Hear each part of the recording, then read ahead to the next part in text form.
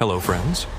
Did you know nearly 80% of those who watch my videos aren't subscribed?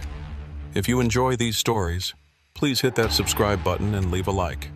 It really helps. Thank you for being here. By the way, where are you watching from? Let me know in the comments.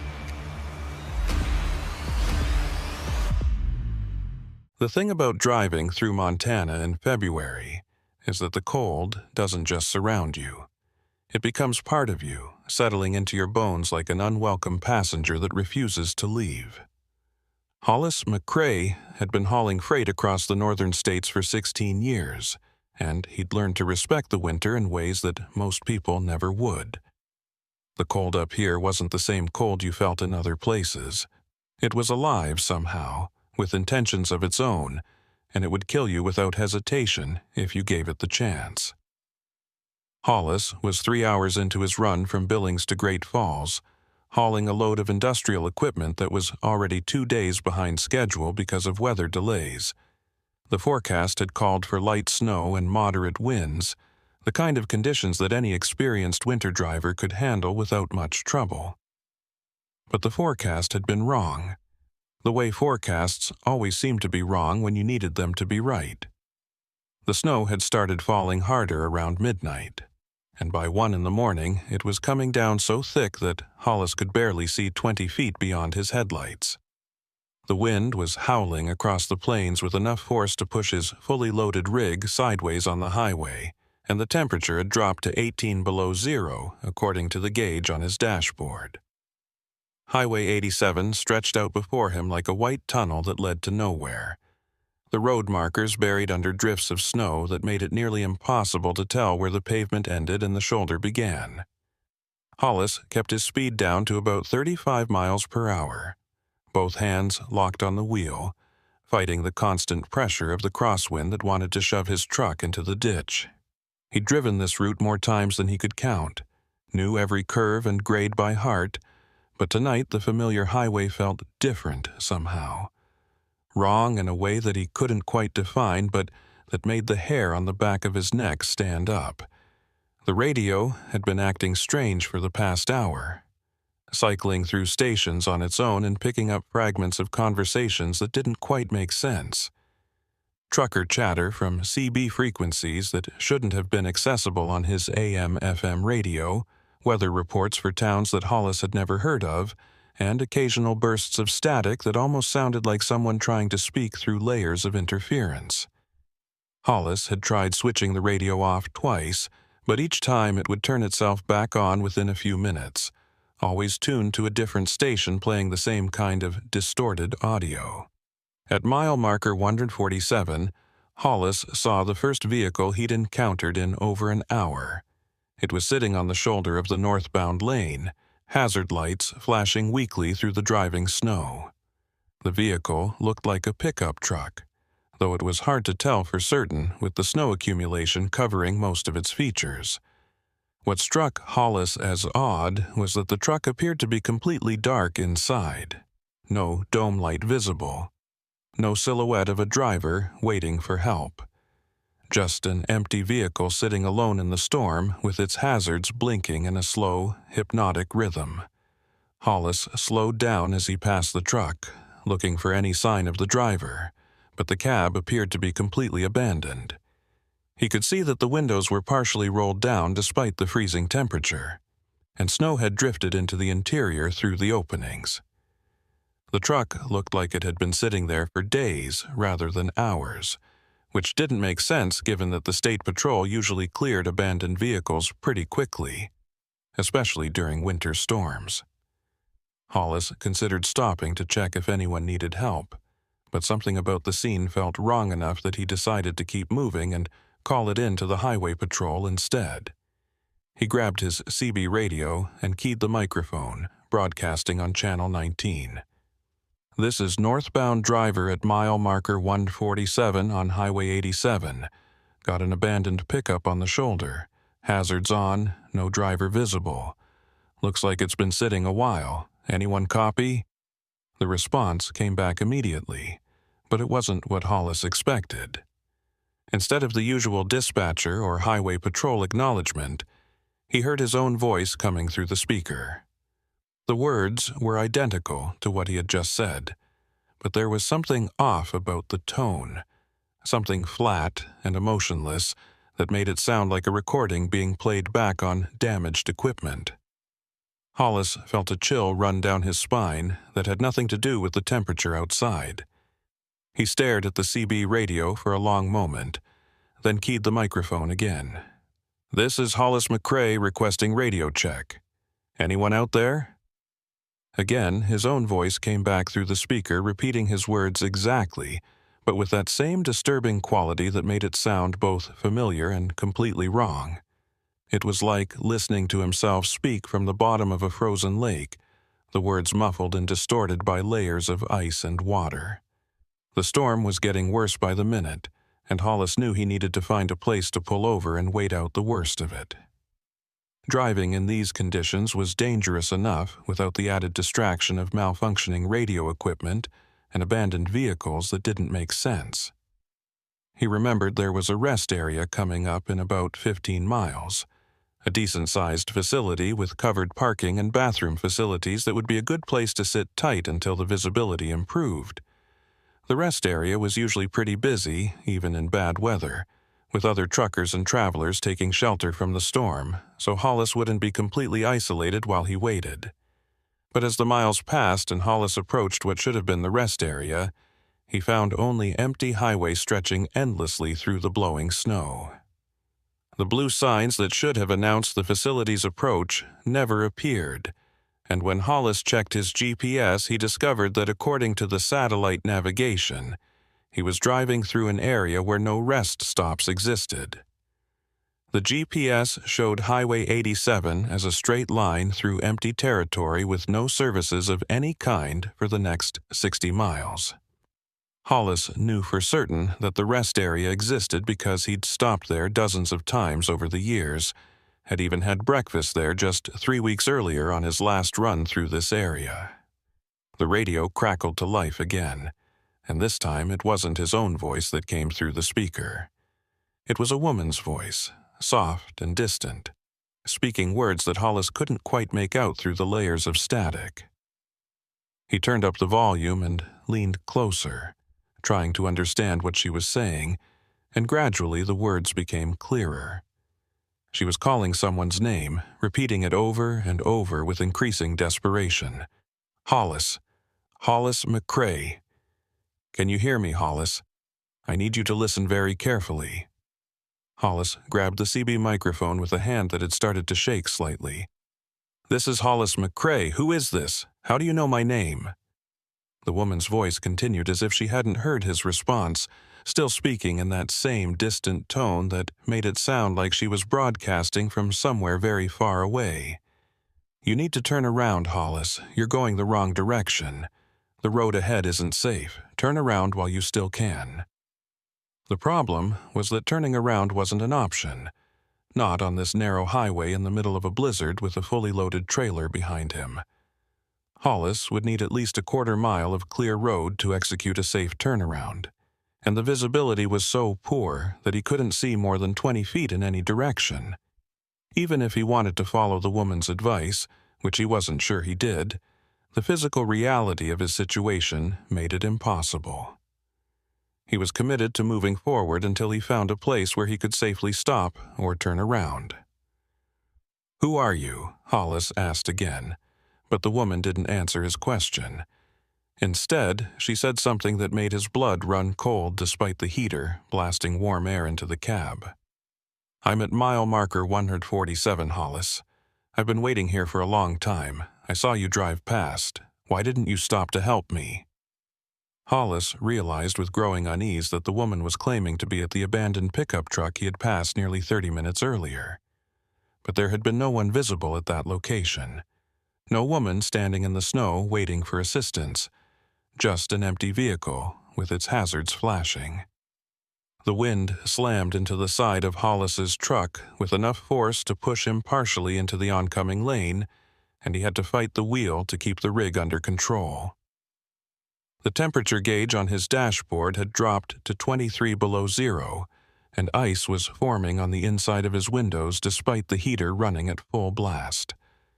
Hollis cranked the defroster up higher and wiped at the windshield with his gloved hand, trying to improve his visibility, but the ice just kept forming faster than he could clear it away. The cold was seeping into the cab through cracks and seals that should have been airtight, as if the storm outside had become strong enough to force its way through the truck's defenses. At mile marker 152, Hollis saw the pickup truck again. It was sitting on the shoulder in exactly the same position as before, hazard lights flashing in that same slow rhythm. Hollis knew that was impossible because he had been driving steadily north for the past 30 minutes and should have been miles away from the abandoned vehicle by now. But there it was, unmistakable in his headlights, with the same snow accumulation in the interior and the same dark, empty cab. According to his odometer and GPS, he had traveled nearly 6 miles since passing the truck the first time, yet somehow he was looking at it again as if he had never left. The woman's voice came through the radio again, and this time there was an edge of anger in her tone. "You drove past me again, Hollis. That's twice now that you've left me here in the cold. Don't you understand that I need help? Don't you care that I'm freezing out here?" Hollis stared at the pickup truck as he slowly drove past it for what he was certain was the second time, and this time he saw something that made his heart slam against his ribs. There was a figure standing beside the truck, barely visible through the blowing snow.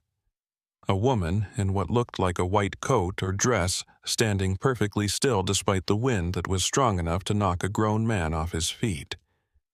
Hollis hit his brakes instinctively, the truck skidding slightly on the ice-covered highway before the tires found purchase and brought him to a stop about 50 yards past the woman. He sat there for a long moment, engine idling, watching the figure in his side mirror. She wasn't moving, wasn't waving for help, wasn't doing anything that a normal person stranded in a blizzard would do. She was just standing there beside the pickup truck, facing in his direction, though Hollis couldn't make out her features through the distance and the snow. Every instinct that Hollis had developed over 16 years of a long-haul driving was screaming at him not to get out of his truck, not to approach that woman, not to do anything except put his rig in gear and drive away as fast as the road conditions would allow. But the rational part of his mind was telling him that he couldn't just leave someone stranded in weather like this. The temperature was lethal, and no one could survive outside for more than a few minutes without proper shelter and cold weather gear. If there was really a woman standing out there in the storm, she would be dead within the hour if someone didn't help her. Hollis grabbed his heavy parka from the sleeper berth and pulled it on, then added his insulated gloves and a wool face mask that covered everything except his eyes. He took a powerful flashlight from the emergency kit under his seat and climbed down from the cab, immediately feeling the full force of the wind and cold that his truck had been protecting him from. The cold hit him like a physical blow, so intense that it made his lungs ache with each breath. The wind was howling across the plains with a sound that was almost human, rising and falling in pitch like voices crying out in the distance. Hollis turned on his flashlight and started walking back toward the pickup truck, his boots crunching through snow that was already knee-deep in places. The woman was still standing beside the truck, motionless as a statue, and as Hollis got closer he could see that she was wearing what appeared to be a white nightgown, rather than any kind of winter clothing. Her feet were bare, planted in snow that should have caused immediate frostbite, and her hair was hanging loose around her shoulders, whipping in the wind, but not in the way that living hair would move. "Ma'am," Hollis called out, his voice muffled by the face mask and stolen by the wind almost before the words left his mouth. "Are you all right? Do you need help?" The woman didn't respond, didn't turn to look at him, didn't acknowledge his presence in any way. Hollis took another few steps closer, raising his flashlight to get a better look at her face, and that's when he saw her eyes. They were completely white, no iris or pupil visible, just blank white orbs that seemed to glow faintly in the darkness. Her skin was pale beyond anything that could be natural, with a bluish tint that suggested advanced hypothermia or something far worse. Hollis stopped walking, his hand tightening on the flashlight. "Ma'am, I'm going to call for help. You need to get out of this cold." But even as he said the words, he was backing away slowly, returning toward his truck, because every fiber of his being was telling him that what he was looking at wasn't a woman in need of help. It was something else entirely, something that wore the shape of a woman but wasn't human in any meaningful sense.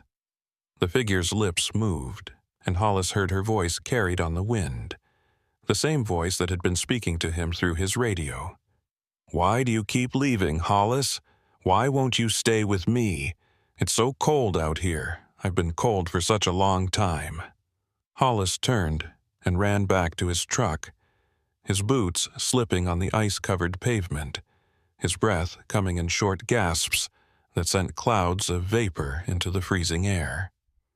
He could hear footsteps behind him, crunching through the snow with a steady rhythm that matched his own pace exactly, always maintaining the same distance no matter how fast he moved.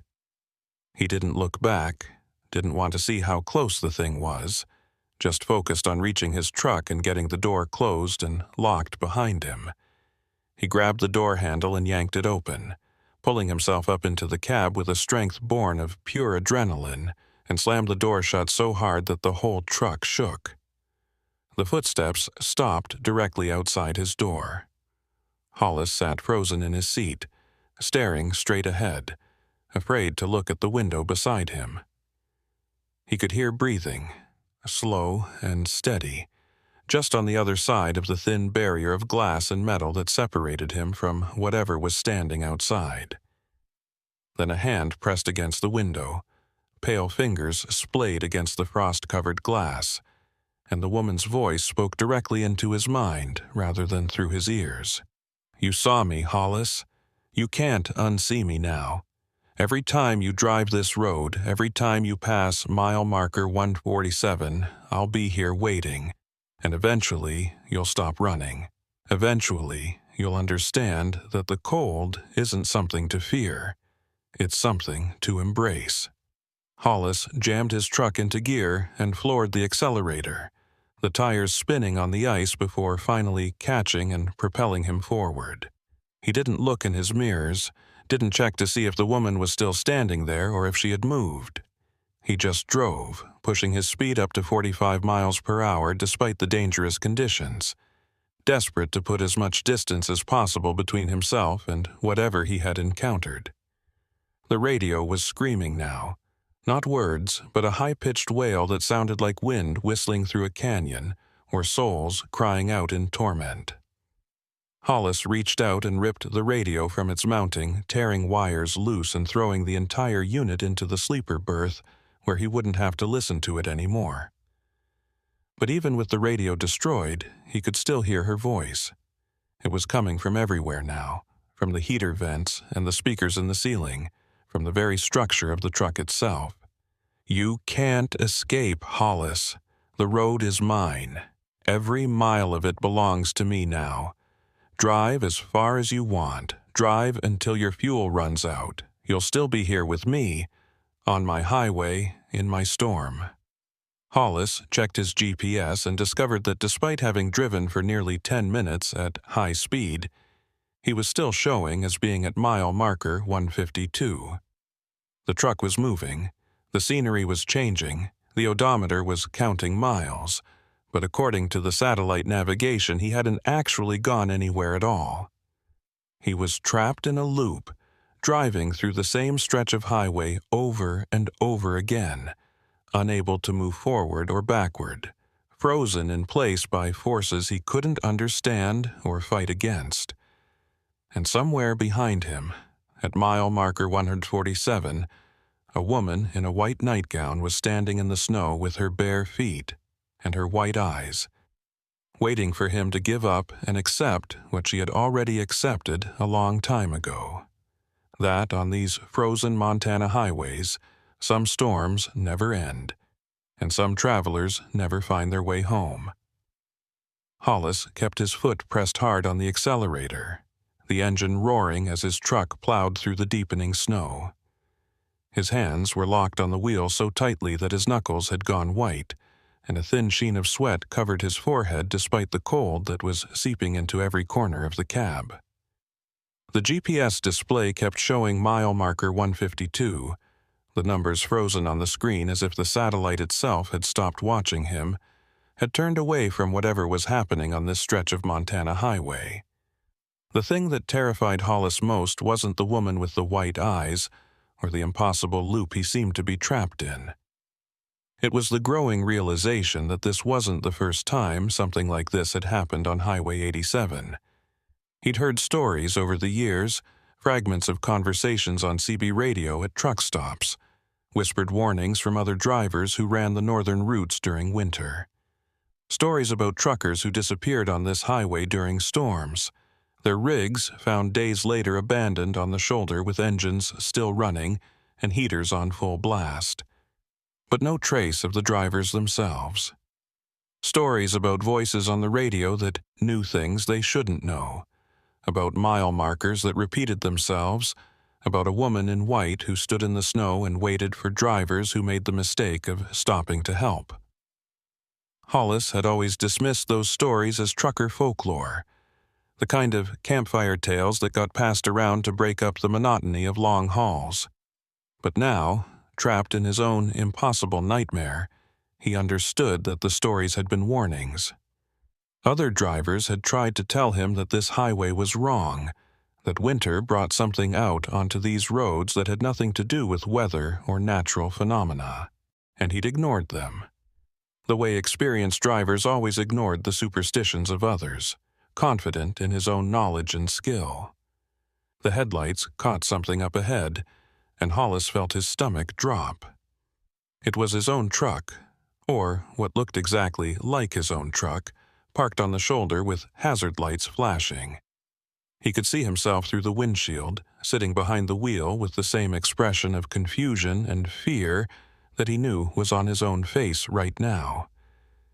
As he drove closer, the other version of himself looked directly at him, made eye contact through the layers of falling snow, and mouthed a single word that Hollis could read clearly even at a distance: "Run."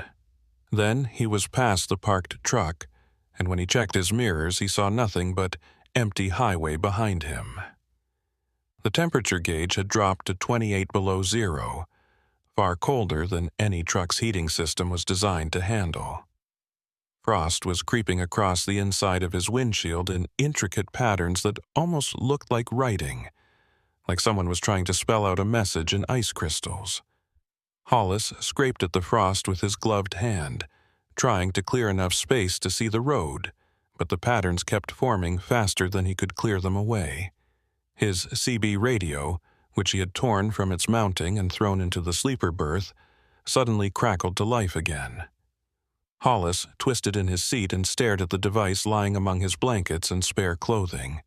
The face was dark, no power lights visible, wires dangling uselessly from the back where he'd ripped it free from its connections. But the speaker was broadcasting clearly, and the voice coming through was male this time, rough and weathered like someone who'd spent decades breathing diesel fumes and road dust. "Northbound driver in the Freightliner. This is Highway Patrol. We're showing your transponder signal at mile marker 152, but you're not moving. What's your status?" Hollis grabbed for his own CB handset before remembering that it was no longer connected to anything. He reached for his cell phone instead, but the screen was completely dark, the battery drained despite having been fully charged when he started his drive. Every electronic device in his truck was either malfunctioning or dead. Every system that connected him to the outside world had been severed, and he was completely alone in the storm with whatever was hunting him. The disconnected CB radio continued to broadcast. "Driver, if you can hear this, we need you to respond. We're picking up some unusual readings from your location. Temperature anomalies, electromagnetic interference. We're dispatching a unit to your position, but with the road conditions, it's going to be at least 45 minutes before we can reach you. If you're in distress, try to stay with your vehicle. Hollis wanted to believe that the voice was real, that help was actually coming, but he knew better. Whatever was speaking through that dead radio wasn't the highway patrol. It was something that wanted him to stop, to sit and wait while it closed in around him like the cold itself.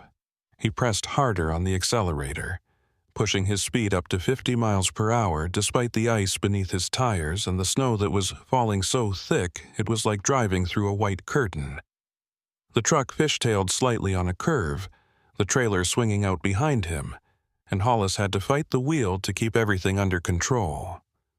He'd been driving in winter conditions for 16 years and had never felt this level of fear, this bone-deep certainty that if he made even one small mistake, if he let his truck slide off the road, or if he stopped for even a moment, he would never leave this highway alive. Mile marker 147 appeared in his headlights, and Hollis felt his heart sink. He'd been driving north for over an hour since his first encounter with the abandoned pickup, should have covered at least 30 miles by now. But here he was back at the same location where this nightmare had started. The pickup truck was gone from the shoulder, no sign that it had ever been there, but the woman was standing in the middle of the road directly in his path. She was closer this time, close enough that Hollis could see her face clearly in his headlights. She was young, couldn't have been more than 30 when she died, with pale blonde hair that hung in frozen strands around her shoulders. Her white nightgown was stained with something dark around the hem, and her bare feet were planted firmly on the frozen pavement as if she couldn't feel the cold that would have killed a living person in minutes. But it was her eyes that held Hollis frozen, those terrible white orbs that seemed to look straight through him and see everything he was, everything he feared, everything he'd ever done that he was ashamed of. Hollis jerked the wheel to the left, trying to swerve around her, but she moved with him, always staying directly in his path no matter which direction he turned. He could see her lips moving, forming words that he couldn't hear over the roar of his engine and the howl of the wind, but he knew what she was saying. The same thing she'd been saying since this started. Stop. Stay with me. It's so cold out here. I've been alone for so long. The distance between his truck and the woman was closing rapidly. 20 feet, then 10, then 5, and Hollis made a decision that went against every instinct of self-preservation he possessed. He didn't brake, didn't swerve again, just kept his foot pressed down on the accelerator and aimed his truck directly at the figure standing in the road. If she was real, if she was somehow a living person despite everything he'd seen, then the impact would kill her. But Hollis knew with absolute certainty that she wasn't alive, that she was something else entirely, and that the only way to break whatever spell or curse or nightmare he'd fallen into was to drive straight through her. The truck hit the woman at 45 miles per hour, and Hollis braced himself for an impact that never came. There was no sound of collision, no feeling of striking anything solid, just a sudden blast of cold air so intense that it made his previous exposure to the Montana winter feel like a warm spring day by comparison. The cold swept through the cab like a living thing, freezing the moisture in Hollis's breath and coating the inside of the windshield with a layer of ice so thick that he was instantly driving blind. Hollis hit his brakes and the truck skidded wildly across the ice-covered highway, the trailer jackknifing behind him as the tires lost all traction. He spun the wheel frantically, trying to correct the skid, but the truck was completely out of control now, sliding sideways across both lanes of the highway. Time seemed to slow down as the truck rotated, and Hollis watched the world outside his windows blur into a chaos of white snow and dark sky. He was going to crash, going to roll his truck, and there was nothing he could do to stop it. The truck came to a stop so suddenly that Hollis was thrown against his seatbelt hard enough to knock the wind out of his lungs. He sat there gasping for air, trying to understand what had just happened, and slowly realized that his truck was sitting perfectly straight on the highway, pointing north, engine still running smoothly. There was no damage that he could see, no sign of the violent skid that should have put him in the ditch or worse. It was as if the last 30 seconds had been erased, replaced with a version of reality where he'd never lost control at all. The ice on his windshield was melting rapidly now, running down the glass in rivulets of water that quickly refroze into new patterns. Through the clearing glass, Hollis could see that the snow had stopped falling. The wind had died down to nothing, and the clouds above were breaking apart to reveal a sky full of stars so bright they seemed close enough to touch. The temperature gauge on his dashboard was climbing steadily, rising from 28 below to 20 below, then to 15, then to 10. The storm was ending, or more accurately, it was being pulled back like a curtain to reveal what had been hiding behind it all along. Hollis put his truck in gear and started driving again, slowly this time, his eyes scanning the highway ahead for any sign of the woman or the impossible loop that had held him captive. The road looked normal now, just an empty stretch of Montana highway with snow-covered fields stretching away on both sides. Mile markers appeared at proper intervals as he drove. 148, 149, 150, each one confirmation that he was actually moving forward instead of being trapped in the same repeating section of road. His CB radio, still disconnected and powerless in the sleeper berth, spoke one more time. But this voice was different from the others, older and sadder, with a quality that made Hollis think of wind blowing through abandoned buildings. "You made it through, driver. Not many do, but you need to understand something important. What you experienced tonight wasn't random. Highway 87 remembers everyone who drives it, especially in winter, especially when the storms come. And May Ellery remembers all of us most of all." Hollis grabbed the disconnected radio and held it close, speaking to it even though his microphone was no longer attached. Who is May Ellery? What does she want? The voice on the radio seemed to sigh, a sound like wind whistling through power lines. She was a trucker's wife, back in the 70s. Her husband ran this route every week, hauling freight between Billings and Great Falls. One night in February, he was running late, driving too fast for conditions, trying to make up time. His truck went off the road at mile marker 147. May was with him that night, riding along to keep him company. They found the truck 3 days later, half buried in a snowdrift. The husband was already dead from the cold, but May lived for almost a week before the exposure finally took her. The voice paused, and Hollis heard what might have been static, or might have been the sound of someone crying. They say she went mad in those final days, hypothermia and delirium turning her mind inside out. She kept talking about how cold she was, how she was waiting for someone to help her, how every trucker who passed on the highway above could have stopped but didn't. By the time the search crews found her, she'd been dead for days, frozen solid in her nightgown in the cab of that truck. But some part of her never left this highway. Some part of her is still waiting at mile marker 147, still cold, still angry at everyone who drives past without stopping. Hollis felt something cold settle in his chest, a weight that had nothing to do with temperature. Why me? Why tonight? The voice on the radio was fading now, growing distant as if the speaker was walking away down a long corridor. "You stopped and looked, driver. You saw her truck and you slowed down. That's more attention than most people give her. It was enough to let her reach out, to pull you into her storm. You got lucky tonight. You drove through her when most drivers would have stopped or turned around. That broke her hold on you. But she'll remember you now, Hollis McCrae. She'll remember that you saw her and that you kept driving anyway. And the next time you run this route in winter, she'll be waiting." The radio went completely silent after that. No static, no voices, nothing at all. Hollis set it down gently in the passenger seat and focused on the road ahead. He was approaching the outskirts of Great Falls now.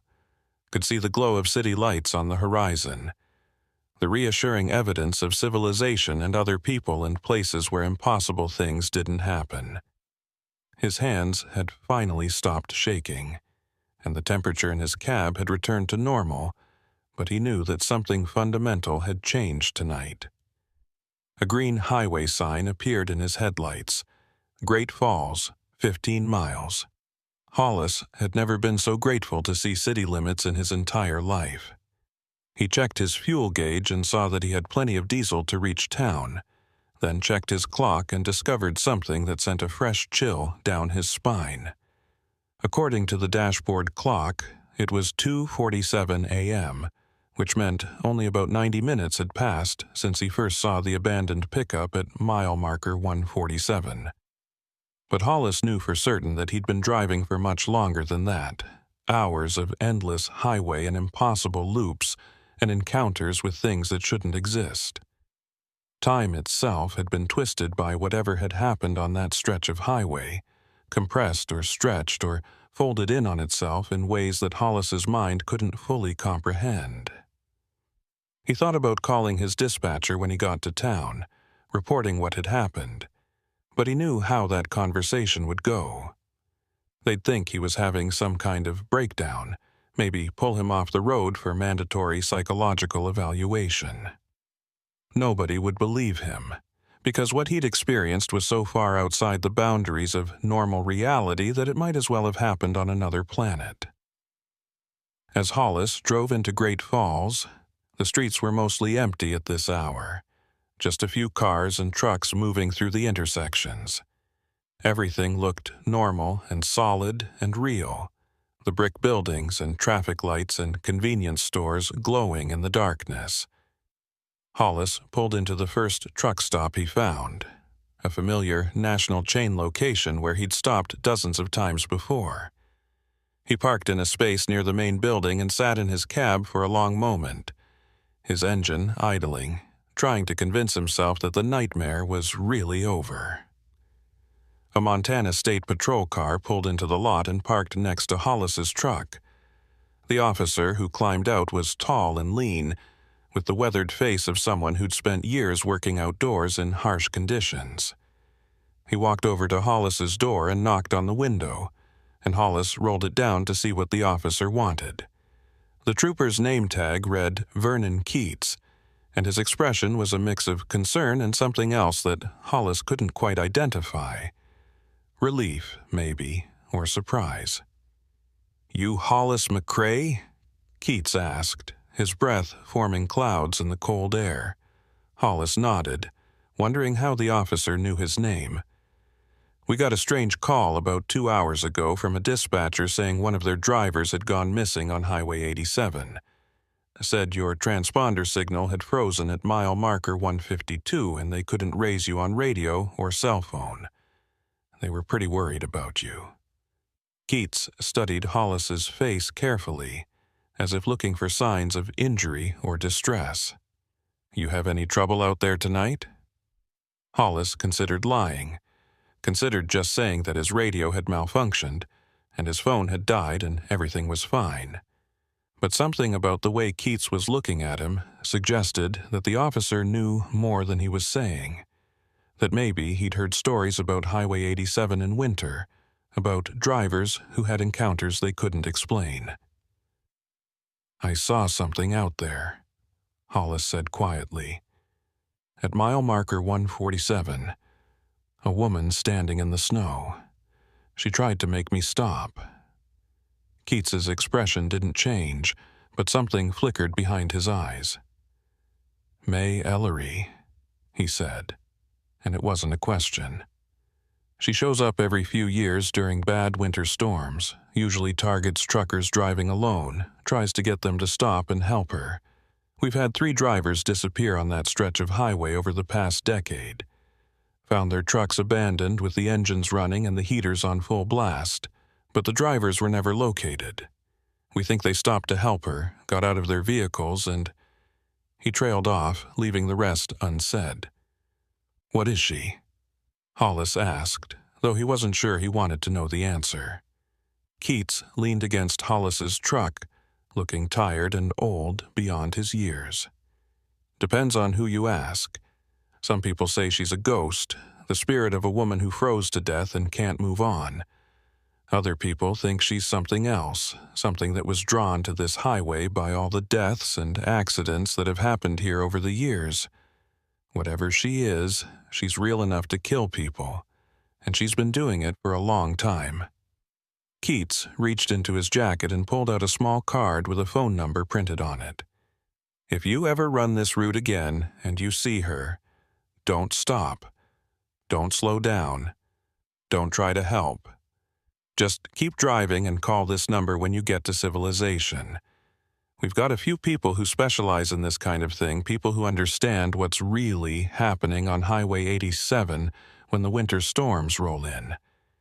He handed the card to Hollis, who took it with fingers that had started shaking again. You did good tonight, Mr. McCrae. Most drivers who encounter May don't make it out. You're one of the lucky ones. Hollis looked down at the card in his hand, then back up at Keats. I don't feel lucky. I feel like I barely survived something that should have killed me. Keats nodded slowly. That's because you did barely survive. And now you know the truth about these roads, about what waits out there in the cold and the dark. Most people never learn that truth. They just disappear, and nobody ever finds out what really happened to them. Hollis sat in the truck stop diner nursing his third cup of coffee, watching the sun come up over Great Falls through windows that were fogged with condensation. The coffee was terrible, burnt and bitter, but he kept drinking it anyway because it was hot and real and helped ground him in the present moment. His hands had finally stopped shaking about an hour ago, but his mind kept replaying the events on Highway 87, examining them from every angle like a tongue probing a sore tooth. Trooper Keats had stayed with him for another 30 minutes after their initial conversation, asking careful questions about exactly what Hollis had seen and experienced. The officer had taken notes in a small leather-bound notebook, writing down details about the mile markers, the temperature readings, the radio malfunctions, and May Ellery's appearance. Keats had seemed unsurprised by everything Hollis told him, nodding along as if he'd heard similar stories many times before. Before he left, Keats had given Hollis one final warning. Don't talk about this with other drivers. Most of them won't believe you, and the ones who do will think you're cursed. Either way, it'll make your life harder. But Hollis couldn't stop thinking about what Keats had said regarding the 3 drivers who'd disappeared over the past decade. 3 men who'd encountered May Ellery and had made different choices than Hollis had made, who'd stopped their trucks and gotten out to help what they thought was a stranded motorist. 3 families who were still waiting for answers about what had happened to their husbands and fathers and brothers. Hollis wondered if he should feel grateful that he'd survived, or guilty that his instinct for self-preservation had been stronger than his desire to help someone in need. The diner was starting to fill up with morning customers, mostly truckers who were grabbing breakfast before hitting the road. Hollis recognized a few faces from previous trips through Great Falls, nodded to a couple of drivers he'd shared loading docks with over the years. Nobody seemed to notice anything unusual about him, couldn't see the way his hand still trembled slightly when he lifted his coffee cup, couldn't sense the fundamental change that had occurred in how he understood the world and what was possible within it. A heavy-set driver with a gray beard sat down across from Hollis without asking permission, setting his own coffee and a plate of eggs and bacon on the table. The man's name was stitched on his jacket, Dale. He studied Hollis for a moment with eyes that had seen too many miles of highway, then spoke in a low voice that wouldn't carry to the other tables. You ran 87 last night, didn't you, during the storm? It wasn't really a question, more of a statement of fact. Hollis considered denying it, but something about Dale's expression told him that lying would be pointless. How did you know? Dale took a bite of his eggs and chewed slowly before answering. You've got the look. Same look I've seen on maybe a dozen drivers over the years who came through that route during winter. Like you've seen something that you can't unsee, something that changed the way you think about being alone on the road. He paused, took a sip of coffee. You saw her, didn't you? The woman in white. Hollis felt a chill run down his spine despite the warmth of the diner. You know about May Ellery? Again, not a question. Dale nodded slowly. Everyone who's been driving the northern routes for more than a few years knows about her, even if they don't talk about it openly.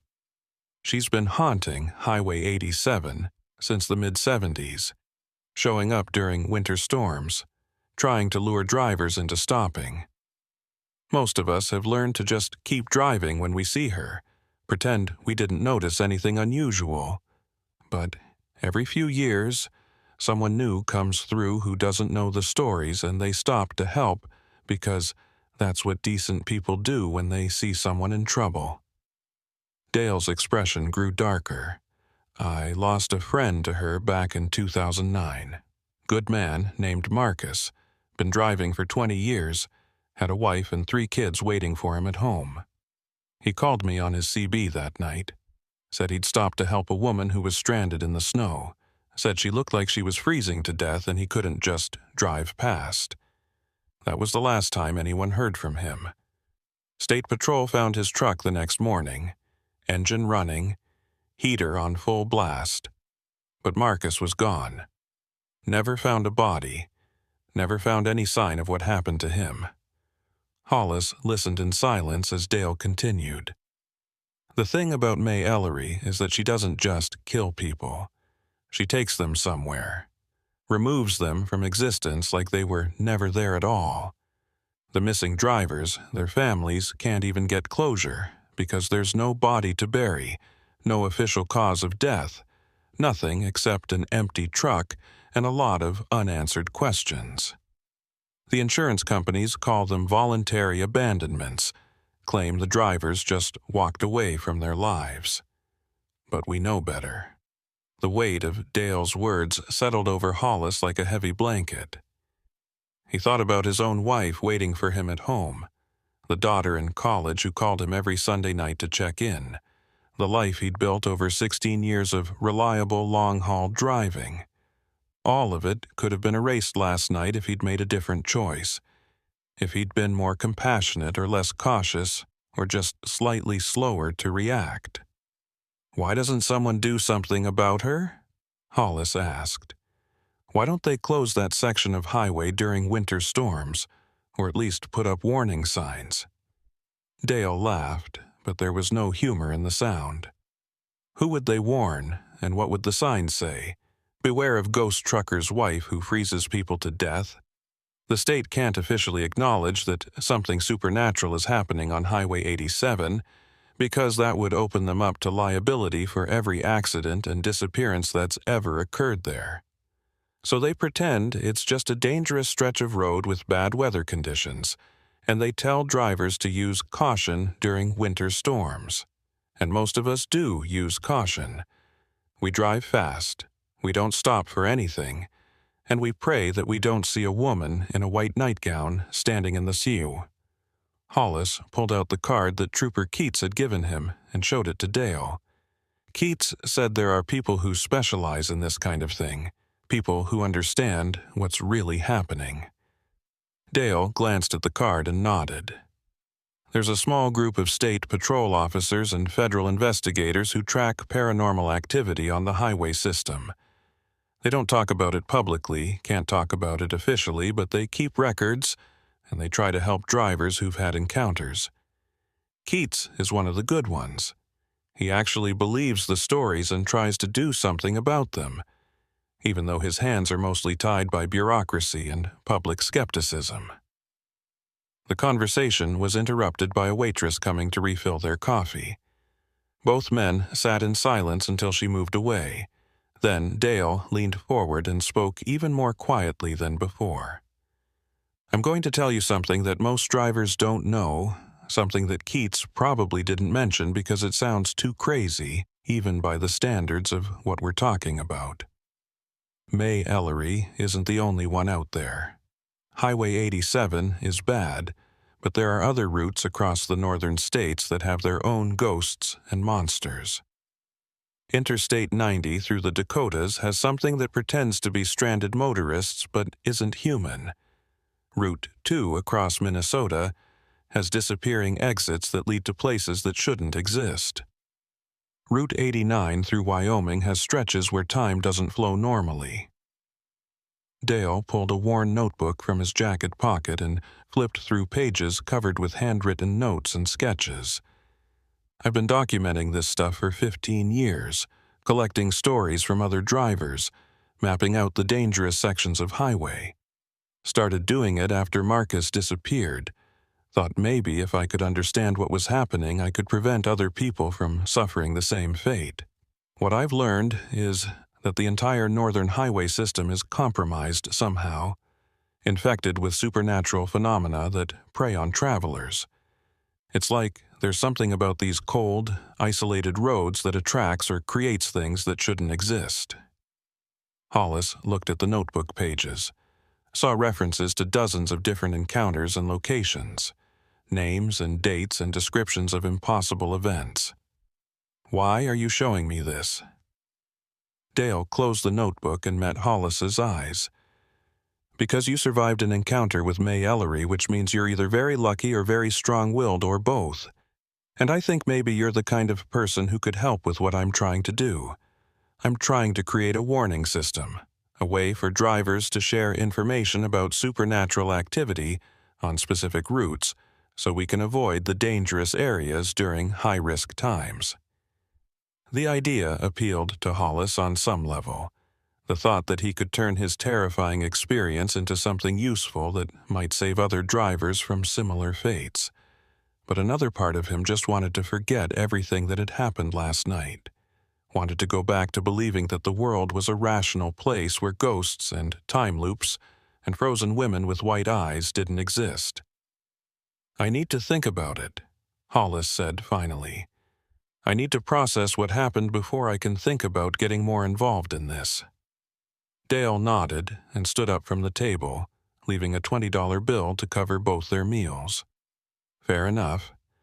But if you change your mind, there's a trucker forum online where some of us share information. It's private, invitation only, but I can get you access if you want it. Just remember that what you experienced last night wasn't random, and it wasn't unique. Dozens of drivers go through similar things every winter, and most of them suffer in silence because they're afraid of being labeled as crazy. Maybe you can help change that. After Dale left, Hollis sat alone in the diner for another hour, watching the morning traffic build on the streets outside. He thought about calling his wife, but decided against it because he didn't know what he would tell her. The truth would sound insane, but lying felt wrong after everything he'd been through. Finally, he paid his bill and walked back to his truck, intending to catch a few hours of sleep in the sleeper berth before continuing his route. His truck looked exactly as he'd left it, just another big rig in a parking lot full of commercial vehicles. But when Hollis climbed into the cab, he found something that made his blood run cold. Sitting on his driver's seat was the disconnected CB radio that he'd torn from its mounting and thrown into the sleeper berth during his encounter with May Ellery. The radio was sitting upright, perfectly centered on the seat, placed there deliberately by someone or something that had been inside his locked truck. Hollis picked up the radio with hands that had started shaking again. The device was ice cold to the touch, much colder than it should have been even sitting in an unheated cab overnight. Frost covered the speaker grill in intricate patterns that looked almost like writing, and when Hollis tilted the radio to catch the light, he could make out what the frost patterns spelled. "See you again soon, Hollis." He threw the radio into the parking lot as hard as he could, watched it shatter into pieces on the frozen asphalt. But even as he did it, Hollis knew that destroying the physical device wouldn't change anything. May Ellery had marked him somehow, had left her fingerprints on his soul, and he would carry that mark for the rest of his life. Every time he drove through Montana in winter, Every time he passed mile marker 147, he would remember the woman in the white nightgown standing in the snow with her terrible white eyes and her voice that spoke directly into his mind. Hollis started his engine and pulled out of the truck stop parking lot, heading west toward his delivery destination in Missoula. The morning was clear and cold, with no sign of the storm that had nearly killed him just a few hours earlier. Other trucks were moving on the highway, normal traffic flowing in normal patterns, and for a moment Hollis could almost convince himself that everything was going to be fine. But then his heater began blowing cold air despite being set to maximum heat, and his radio turned itself on even though he hadn't touched the controls, and he knew that May Ellery wasn't finished with him yet. The radio cycled through stations randomly, just like it had done during his encounter on Highway 87. Country music, talk radio, weather reports, all bleeding together in a cacophony of sound that shouldn't have been possible from a standard truck radio. Then all the stations went silent at once, replaced by the sound of wind howling across frozen plains. And beneath the wind, barely audible but definitely there, was a woman's voice singing something that might have been a lullaby or might have been a funeral dirge. Hollis reached for the radio controls to turn it off, but before his fingers touched the dial, the voice spoke directly to him. "You think you escaped, Hollis. You think driving away means you're safe. But you carry me with you now. Every mile you drive, every highway you travel, I'll be there in the static and the cold. You belong to the winter roads now, just like I do. And when your time comes, when the storms find you alone and far from help, I'll be waiting to welcome you home." The radio went dead after that, completely silent no matter how Hollis adjusted the controls. He drove for another 20 minutes in that oppressive silence, his mind racing through everything that had happened and everything that Dale had told him. Finally, he pulled over at a rest area and used his cell phone to call his dispatcher. When the call connected, Hollis said the words that he never thought he'd say. "I need to be taken off the Montana routes, permanently. I don't care if it costs me money or seniority. I'm not driving Highway 87 again." His dispatcher asked questions, wanted explanations, but Hollis just repeated his request until the man agreed to reassign his northern routes to other drivers. It would mean less work and lower pay, would probably damage his reputation in the company, but Hollis didn't care. Survival was more important than pride or money. He'd been given a warning last night, a chance to escape that 3 other drivers hadn't received, and he wasn't going to waste that gift by pretending he could just go back to business as usual. As Hollis ended the call and prepared to get back on the road, his phone rang with a call from an unknown number. He almost didn't answer, but something made him pick up. The voice on the other end was Trooper Keats. "Mr. McCrae, I heard you requested a route change. That's probably smart, all things considered. But I wanted to let you know that we found something this morning that you should be aware of. We went back to mile marker 147 after sunrise to document the location where you had your encounter.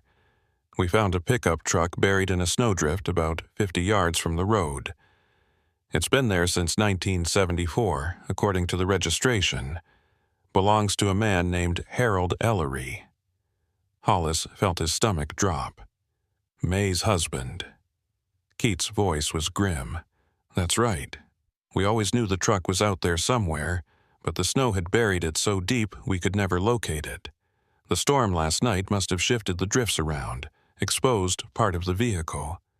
We're sending a recovery team to excavate it, see if we can finally bring some closure to this case." There was a long pause before Keats continued. "The thing is, Mr. McCrae, we found something else. There were tracks in the snow leading from the buried truck to the highway. Barefoot tracks, human-sized, made sometime during last night's storm. They led right to the spot where you said you encountered May Ellery." Hollis closed his eyes and leaned his head against the steering wheel. So, she's still out there, still waiting. Keats's response was quiet but firm. She's always been out there, Mr. McCrae. And based on what we found this morning, I don't think she's ever going to leave. That stretch of Highway 87 belongs to her now, has belonged to her for 50 years. The only thing we can do is warn people and hope they listen. You did the right thing by requesting a route change. Most drivers don't get a second chance after encountering May Ellery. After Keats hung up, Hollis sat in his truck for a long time, watching the morning sun climb higher in the clear winter sky. He thought about May Ellery, frozen in her nightgown beside her husband's truck for a week before death finally took her. Thought about the terror and rage and loneliness she must have felt, watching trucks pass on the highway above while she slowly died from exposure. Thought about how that experience had twisted her into something that now inflicted the same fate on others, trapping them in her storm, feeding on their fear. And Hollis understood, finally, that he hadn't really escaped at all. May Ellery had let him go, had released him from her storm, but only so he could carry her story forward. Every time he talked about what had happened, every time he warned another driver about Highway 87, he was extending her reach, giving her power over people who had never even seen her. She didn't need to kill him to claim him. She just needed him to remember, and to make sure that others remembered too. Hollis started his engine and pulled back onto the highway, heading west toward Missoula and the rest of his life. But he knew that no matter how many miles he put between himself and mile marker 147, no matter how many years passed before he died, a part of him would always be standing in that storm, facing a woman in a white nightgown with eyes like winter itself, listening to her voice on the wind asking why he wouldn't stop, why he wouldn't help, why he insisted on leaving her alone in the cold. 3 weeks passed before Hollis accepted another long-haul contract, and even then he made sure the route kept him well south of Montana. He'd been running loads through Nevada and Utah, familiar highways where the winter was cold, but not the kind of cold that settled into your bones and refused to leave. His dispatcher had honored the route change request without too many questions, though Hollis knew there was talk among the other drivers about why someone with his seniority and reliability would suddenly refuse the high-paying northern runs. The nightmares had started on the second night after his encounter with May Ellery. Always the same dream, or maybe it wasn't a dream at all, but a memory that kept replaying itself every time Hollis closed his eyes. He was back on Highway 87 in the storm, driving through snow so thick he couldn't see more than a few feet ahead, and May was standing in the road with her white eyes and her terrible patience. But in the dreams, Hollis always made a different choice. He stopped the truck, climbed down from the cab, walked toward her through the freezing wind, and just as he reached her, just as her cold fingers touched his face, he would wake up gasping and covered in sweat despite the temperature in his sleeper berth. His wife had noticed the change in him, asked careful questions about whether everything was okay on the road. Hollis had tried to explain what happened, had actually sat her down one evening and told her the whole story from beginning to end. She'd listened patiently, held his hand while he talked, but he could see the concern in her eyes. Not concern about supernatural truckers' wives haunting Montana highways, but concern about her husband's mental state, about whether the stress of long-haul driving had finally broken something important inside him. She'd suggested he take some time off, maybe see a doctor, get some help processing whatever trauma he'd experienced. Hollis had tried to let it go, had tried to convince himself that what happened on Highway 87 was a one-time encounter that wouldn't follow him to other roads. But he kept finding reminders that May Ellery wasn't finished with him. Small things at first, easy to dismiss as coincidence or imagination. His truck's heater would suddenly start blowing cold air for no mechanical reason. His CB radio would pick up fragments of a woman's voice singing even when no one was broadcasting. The temperature gauge would occasionally spike down to impossible readings, showing 30 or 40 degrees below zero even when he was driving through desert heat. Other truckers had started avoiding him at truck stops and loading docks. Word had spread somehow about his encounter on Highway 87, about his sudden refusal to run northern routes, and the community had drawn its own conclusions. Some drivers thought he'd cracked under pressure, that he'd had some kind of breakdown that made him unreliable. Others thought he was cursed, that he'd brought something back from that frozen highway that might spread to anyone who got too close to him. Either way, the easy camaraderie that Hollis had always enjoyed with his fellow drivers had evaporated, replaced by polite distance and careful avoidance. Dale had reached out twice, once by email and once by phone, inviting Hollis to join the private trucker forum where drivers shared information about supernatural encounters on the highway system. Hollis had declined both times, not ready to fully accept that what he'd experienced was part of a larger pattern, not ready to become someone who spent his time documenting impossible events instead of just driving trucks and earning a living. But Dale's words kept echoing in his mind, the suggestion that dozens of drivers went through similar experiences every winter and suffered in silence because they were afraid of being labeled as crazy. It was late March when Hollis took a contract that required him to drive through southern Montana, not Highway 87, but Interstate 90, a major route that cut across the bottom of the state. The pay was good enough that Hollis couldn't afford to refuse it, and the route was more than 100 miles south of where he'd encountered May Eerie.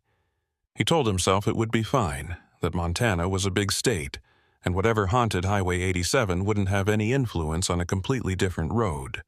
But as soon as he crossed the state line, Hollis felt the temperature in his cab drop despite his heater running normally, and he knew that distance didn't matter as much as he'd hoped.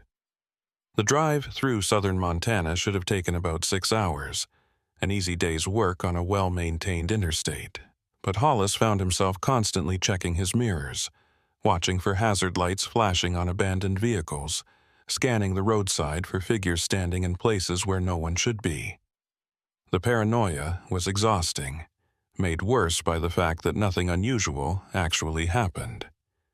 The highway remained clear, the weather stayed cold but manageable, and the only other vehicles Hollis encountered were normal trucks and cars driven by normal people going about their normal business. He stopped for fuel at a truck stop outside Billings, the same city where he'd started his fateful journey on Highway 87 3 weeks earlier. The truck stop was busy with afternoon traffic, drivers grabbing food and coffee before continuing their routes. Hollis was standing in line at the register when he noticed a bulletin board near the entrance, covered with the usual mixture of job postings, lost pet flyers, and advertisements for truck parts and services. But one flyer caught his attention, a simple white sheet of paper with a black and white photograph and text printed in block letters. The photograph showed a man in his mid-40s wearing a trucker's cap and standing in front of a Peterbilt.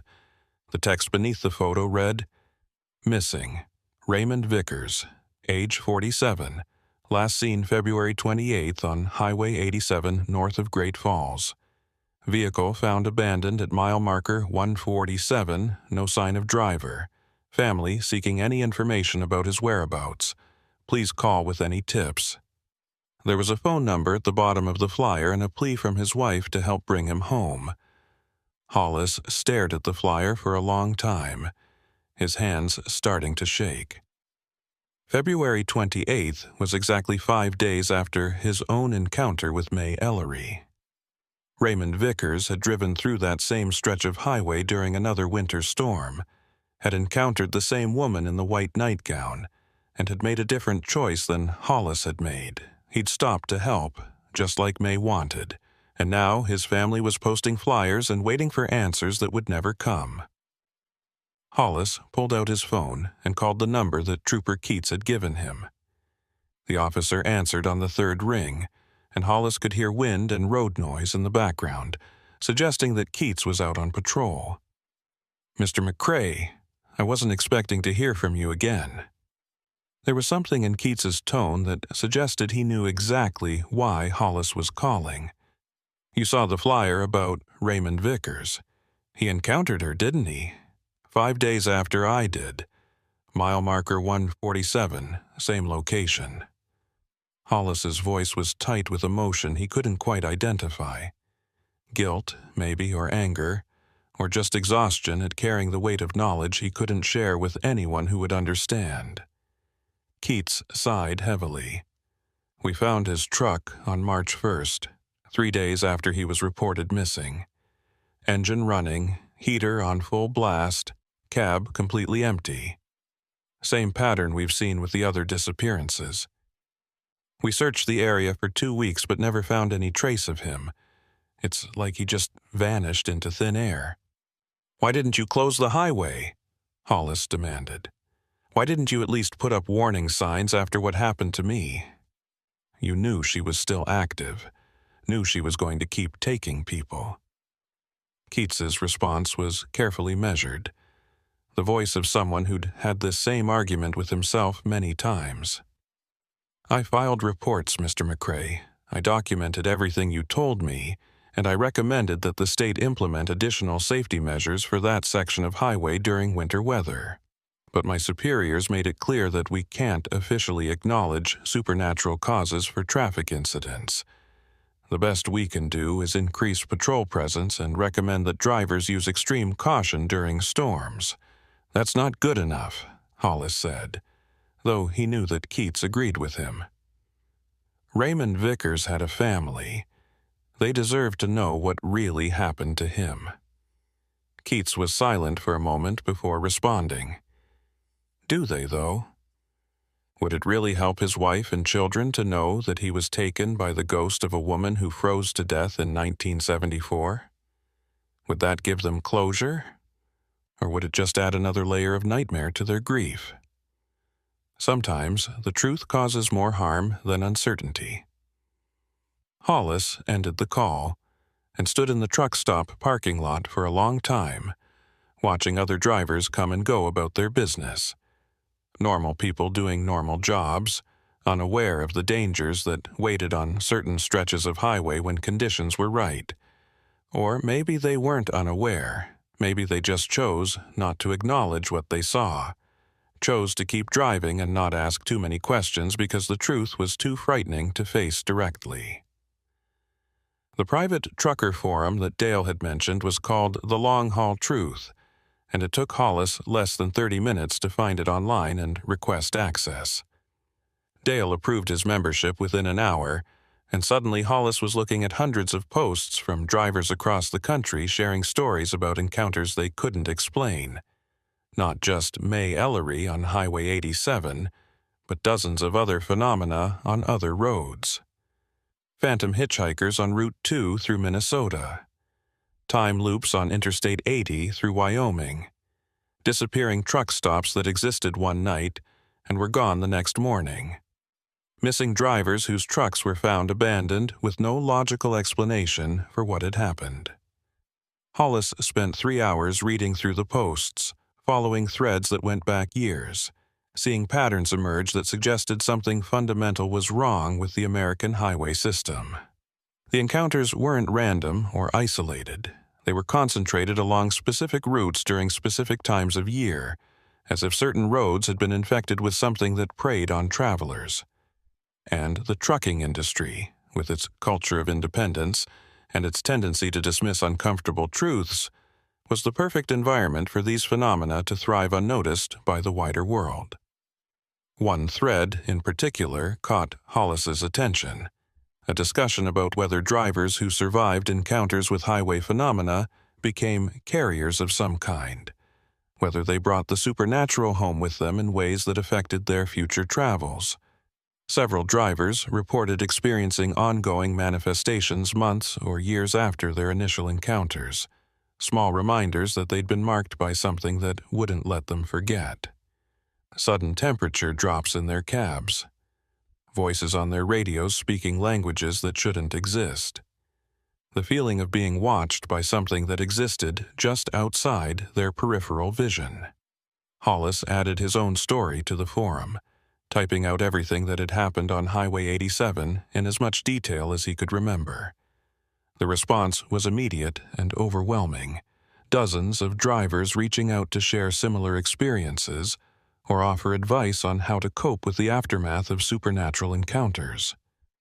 Several drivers confirmed that May Ellery was still active, that she'd been taking truckers for decades and would continue taking them until someone found a way to stop her permanently. Others warned Hollis that surviving one encounter didn't guarantee safety from future incidents, that he'd been marked in ways he didn't fully understand yet. That night, parked at a rest area in Wyoming, Hollis had the dream again. But this time it was different. This time, when he walked toward May Ellery through the storm and her cold fingers touched his face, he didn't wake up. Instead, he found himself standing beside her in the snow, both of them watching his truck drive away without him. And May spoke in a voice that was surprisingly gentle, almost sad. "You think you escaped me, Hollis. You think surviving one night means you're free. But we're bound now, you and I. Every time you drive alone in winter, every time you see snow falling on empty highway, you'll remember me. And eventually, whether it's next year or in 10 years, or on your very last drive, you'll come back to mile marker 147. They all come back eventually." Hollis woke up with frost covering the inside of his windshield despite his heater running all night. And he knew that May was right. He could change his routes, could avoid Montana entirely, could even quit trucking and find a different career. But he would never really escape Highway 87, because the experience had fundamentally changed how he understood the world and his place in it. He'd seen behind the curtain of normal reality and glimpsed the things that waited in the spaces between, and that knowledge would follow him wherever he went.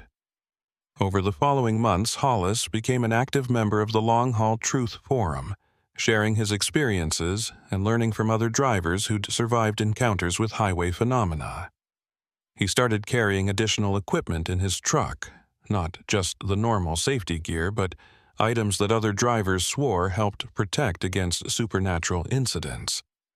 Salt in sealed containers, iron nails in his pockets, recording equipment to document anything unusual that happened.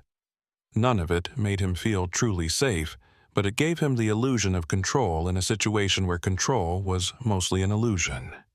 The encounters continued, small incidents that never reached the intensity of his first night with May Ellery, but that reminded him constantly of her presence. His CB radio would occasionally broadcast her voice, singing songs from the 1970s in a tone that was both melancholy and threatening. His temperature gauge would spike to impossible readings whenever he drove through winter weather, regardless of what state he was in. And sometimes, late at night when he was alone on empty highways, he would see her in his mirrors, standing on the shoulder far behind him, watching him drive away. Hollis started documenting everything, keeping detailed logs of every unusual incident, every temperature anomaly, every radio malfunction. He sent his reports to Trooper Keats, who added them to what was apparently a growing file of supernatural highway incidents that would never be officially acknowledged, but that someone was quietly tracking. Keats told him that Raymond Vickers' body had never been found, that his family had held a memorial service without remains to bury, and that his wife still called the state patrol every few weeks hoping for new information. 2 more drivers disappeared on Highway 87 that year, both during winter storms, both at or near mile marker 147. The pattern was clear to anyone who bothered to look, but no one in authority was willing to connect the dots publicly. The official explanation was always the same: experienced drivers who inexplicably abandoned their vehicles during severe weather, victims of hypothermia or disorientation or personal crises that led them to walk away from their trucks and die in the wilderness. The families grieved without answers, and the trucking companies quietly assigned new drivers to the routes, and the highway system continued to function as if nothing unusual was happening. It was December, 10 months after his encounter with May Ellery, when Hollis received a message through the forum from Dale. The older driver had been diagnosed with late-stage cancer and was retiring from the road. He wanted to meet with Hollis in person, said there were things he needed to pass along before he could no longer drive. They agreed to meet at a truck stop in South Dakota, neutral territory far from any of the hot spots that both men had learned to avoid. Dale looked older than he had in February, the disease already taking its toll on his body. But his eyes were still sharp, still carrying that quality of having seen too much of the world's hidden darkness. He handed Hollis a worn leather journal, its pages filled with decades of handwritten notes about supernatural highway encounters. "I've been tracking this stuff for 30 years, Dale said quietly. "Started right after my first encounter with something that shouldn't exist. Kept going because I thought maybe I could find patterns, figure out how to protect people. I want you to have this. Keep adding to it. Maybe someday someone will figure out what to do with all this information." Hollis accepted the journal with hands that had long since stopped shaking from his encounter with May Ellery. The trembling had been replaced with something else, a kind of constant low-level anxiety that never quite went away, the awareness that he was moving through a world that was far stranger and more dangerous than most people realized. "Why me?" he asked Dale. "Why give this to me specifically?" Dale smiled, but there was no humor in it. "Because you survived when you should have died, and because you didn't let that survival make you complacent. You're still asking questions, still trying to understand what happened. That's rare. Most drivers who encounter May Ellery either die or spend the rest of their lives pretending it never happened. You're doing something different. You're bearing witness. Someone needs to do that." They talked for 3 hours, comparing notes and experiences, filling in gaps in each other's knowledge. Dale shared stories from the journal, cases going back to the 1980s, involving dozens of different supernatural phenomena on highways across the northern states. Hollis shared his ongoing experiences with May Ellery's presence following him from road to road. By the time they parted ways, Hollis understood that he'd inherited more than just a journal.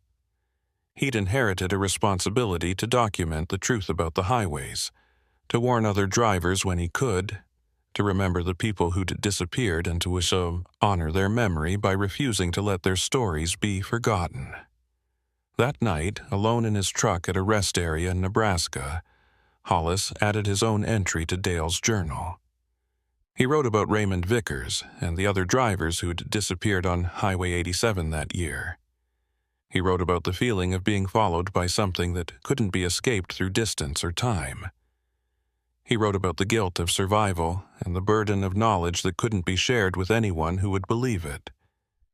And he wrote about May Ellery, standing forever in the snow at mile marker 147, waiting with infinite patience for the next driver who would make the mistake of stopping to help. Hollis continued driving after that, taking contracts across the western states, carefully avoiding Montana but knowing that avoidance was only a temporary solution. The highway system was vast and interconnected, and May Ellery's influence seemed to spread a little further each year, reaching into adjacent states, touching roads that had previously been safe. Other drivers reported seeing her on routes far from Highway 87, as if the cold itself was carrying her presence to new territories. The journal grew thicker with entries as Hollis documented his own experiences and collected stories from other drivers through the forum. Each page represented someone's encounter with the impossible, someone's narrow escape or tragic disappearance. The weight of all those stories became a physical thing that Hollis carried with him, a reminder that he wasn't alone in his knowledge, but also a burden that grew heavier with each passing month. Sometimes, late at night when sleep wouldn't come, Hollis would turn on his CB radio and scan through the channels. Most nights he heard only the normal chatter of truckers coordinating loads and sharing traffic information. But occasionally, maybe once a month or so, he would catch fragments of other voices. Drivers speaking from places that didn't exist anymore, broadcasting from times that had already passed, calling out warnings about dangers that were just beginning to manifest. And sometimes, though Hollis tried not to listen, he would hear May Ellery singing her sad songs from the frozen highway where she waited. Hollis never drove Highway 87 again, never returned to mile marker 147, never tested whether May Ellery's patience would finally run out. But he knew, with the certainty that came from 10 months of ongoing encounters, that eventually the highway would call him back. Not today, not tomorrow, but someday, when the conditions were right and the winter was cold enough and the storm was strong enough. Someday he would find himself on that frozen Montana road again, watching hazard lights blink in the distance, hearing a woman's voice on the radio asking why he wouldn't stop to help. And when that day came, Hollis didn't know what choice he would make. Whether he would keep driving like he had the first time, or whether May Ellery's persistent presence in his life would finally wear down his resistance and convince him to stop, to step out into the cold, to accept what she'd been offering since the beginning. The terrible certainty that eventually everyone who encountered her would have to make that choice again, and again, and again. Until finally, exhausted by the constant vigilance and the weight of knowledge and the loneliness of being marked by something that normal people couldn't see or understand, they would stop running. The highway was patient. The cold was eternal. And May Ellery would be waiting at mile marker 147, standing in her white nightgown with her terrible eyes and her voice that promised an end to fear, an end to uncertainty, an end to the exhausting work of staying alive on roads that belonged to the dead. She would be waiting, the way she'd been waiting for 50 years, the way she would wait for 50 more, patient and eternal as winter itself, claiming one driver at a time, building her collection of those who stopped to help and never left. Hollis drove on through the December darkness, his heater blowing cold air despite being set to maximum, his radio cycling through stations on its own, the frost forming on his windshield in patterns that almost looked like writing. Somewhere far to the north, snow was falling on Highway 87, covering the road in layers of white that would last until spring. And in that snow, beside a mile marker that most drivers had learned to pass without slowing down, a woman stood watching the darkness and waiting for the next set of headlights to appear through the storm.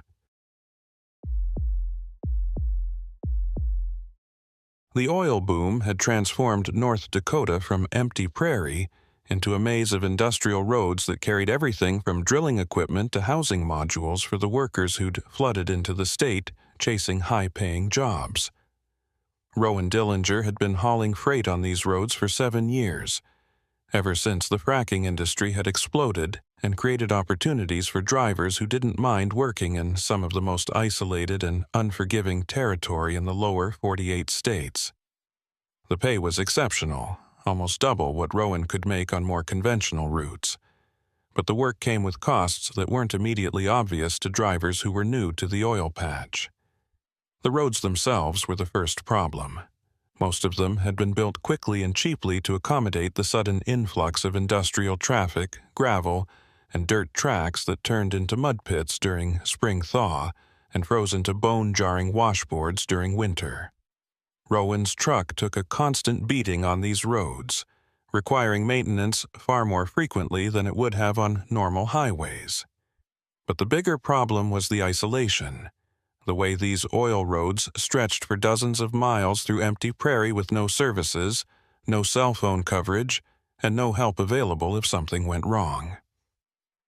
It was early January when Rowan accepted a contract to haul a load of drilling pipe from Williston to a remote drilling site about 90 miles northeast of town. The route would take him through some of the most desolate territory in the oil patch, following county roads that barely qualified as roads at all. The temperature was hovering around 5 degrees above zero, cold but manageable for a driver with experience in winter conditions. The forecast called for clear weather, and Rowan's truck had been serviced just 3 days earlier, so there was no reason to expect any problems with the delivery. Rowan left Williston just after dawn, watching the sun come up over frozen fields that stretched to the horizon in every direction. The landscape out here was almost featureless, just flat prairie broken occasionally by pump jacks nodding rhythmically as they pulled oil from deep underground. The roads were decent for the first 30 miles, maintained gravel surfaces that had been graded recently enough to provide relatively smooth travel. But as Rowan turned onto County Road 39, heading deeper into the oil patch, the surface deteriorated rapidly. The road became a narrow track of frozen dirt rutted by the passage of countless heavy trucks, with snowdrifts building up on both sides that made it impossible to see more than a few hundred yards ahead. Rowan kept his speed down to about 30 miles per hour, both hands on the wheel, feeling every bump and pothole transmitted through the truck's suspension. This was the kind of driving that wore on you after a while. The constant vigilance required to avoid the worst of the road damage. The knowledge that if you broke down out here, you might be waiting hours or even days for help to arrive. Rowan's truck was a 10-year-old Kenworth that he'd bought used and maintained meticulously, knowing that his livelihood depended on mechanical reliability. He'd replaced the engine 2 years ago, upgraded the electrical system, and kept detailed maintenance logs that documented every oil change and repair. The truck had never given him serious problems, had never left him stranded on these remote oil roads where being stranded could be genuinely dangerous. So, when the engine started running rough around mile marker 43, Rowan's first reaction was confusion rather than concern. The roughness was subtle at first, just a slight irregularity in the engine's rhythm that Rowan felt more than heard. He checked his gauges and saw that everything appeared normal, temperature and oil pressure both right where they should be. But the irregular running continued and gradually got worse, the engine beginning to misfire in a way that suggested fuel delivery problems. Rowan's stomach sank as he realized that he was going to have to stop and investigate. That continuing to drive with the engine misfiring could cause serious damage that would leave him completely immobilized. There was a wide spot in the road about a mile ahead, a place where oil company trucks sometimes parked while crews worked at nearby well sites. Rowan coaxed his truck forward, the engine coughing and sputtering now, barely maintaining enough power to keep moving. He managed to reach the wide spot and pulled off the main track, setting his parking brake and letting the engine idle while he tried to diagnose the problem. The engine continued its irregular rhythm, running for a few seconds, then nearly dying before catching again, like it was gasping for fuel that wasn't quite reaching the cylinders. Rowan grabbed his heavy parka and gloves and climbed down from the cab, immediately feeling the brutal cold that his truck's heater had been protecting him from. The wind was picking up, blowing across the open prairie with nothing to slow it down, and the temperature felt much colder than the 5 degrees his dashboard gauge had shown. Rowan walked around to the front of the truck and popped the hood, looking for obvious problems like loose connections or damaged hoses, but everything appeared normal. He spent 20 minutes checking various components, his fingers growing numb despite his insulated gloves, but couldn't identify any clear cause for the engine problems. The fuel filters looked clean, the electrical connections were secure, and there were no visible leaks or damage to any of the systems. It was as if the truck had simply decided to stop working properly for reasons that defied mechanical logic. Rowan climbed back into the cab and tried his cell phone, hoping to call for a mechanic, but there was no signal this far out in the oil patch. His CB radio was his only remaining option for communication, so Rowan keyed the microphone and broadcast on Channel 19. "This is Rowan Dillinger, broke down on County Road 39 about 43 miles northeast of Williston. Engine running rough, possible fuel delivery issue. Anyone in the area who can assist or relay a message to a repair service? He released the key and listened to static for several seconds before trying again with the same message. No response came back, which wasn't surprising given how remote this location was and how few other drivers would be working this area during winter. Rowan sat in his idling truck, trying to decide on his next move. He could wait here and hope that another driver would come along and could relay a message for help, but traffic on this road was sparse enough that he might be waiting for hours. He could try to continue driving despite the engine problems, but that risked causing damage that would leave him completely stranded. Or he could start walking back toward Williston, but that would mean abandoning his truck and cargo and hiking over 40 miles in subzero temperatures. None of the options were good, but sitting still and waiting felt like the least bad choice. Rowan had emergency supplies in his sleeper berth, enough food and water for several days, and his fuel tank was 3/4 full, which meant he could keep the engine running for heat. He settled in to wait, monitoring his CB radio for any traffic, and hoping that someone would pass by before too long. It was around 10 in the morning when Rowan first noticed the sign. He'd been parked for almost an hour, sitting in his cab reading a paperback novel to pass the time when movement in his peripheral vision made him look up. About a 1/4 mile down the road, in the direction he'd been traveling, there was a sign that Rowan was certain hadn't been there when he'd stopped. The sign was old and weathered, the kind of roadside advertising that dated back decades, and it was swaying slightly in the wind. Rowan couldn't read the text from this distance, but the sign's sudden appearance bothered him in a way he couldn't quite articulate. Rowan climbed down from his truck and walked toward the sign, partly out of curiosity and partly because sitting still was making him stir-crazy. As he got closer, he could make out faded letters painted on the metal surface. Hume's service station, 2 miles, gas, repairs, food. The sign was so weathered that it was amazing the text was still legible at all, and Rowan estimated it had been standing beside this road for at least 30 or 40 years. But what bothered him was that he'd driven this route dozens of times over the past 7 years and had never seen this sign before. The possibility that there might be a service station just 2 miles ahead changed everything. If Hume's service station was still operating, or even if it was just abandoned but still standing, it would provide shelter while Rowan waited for help. There might even be tools or equipment that he could use to diagnose his truck's problems.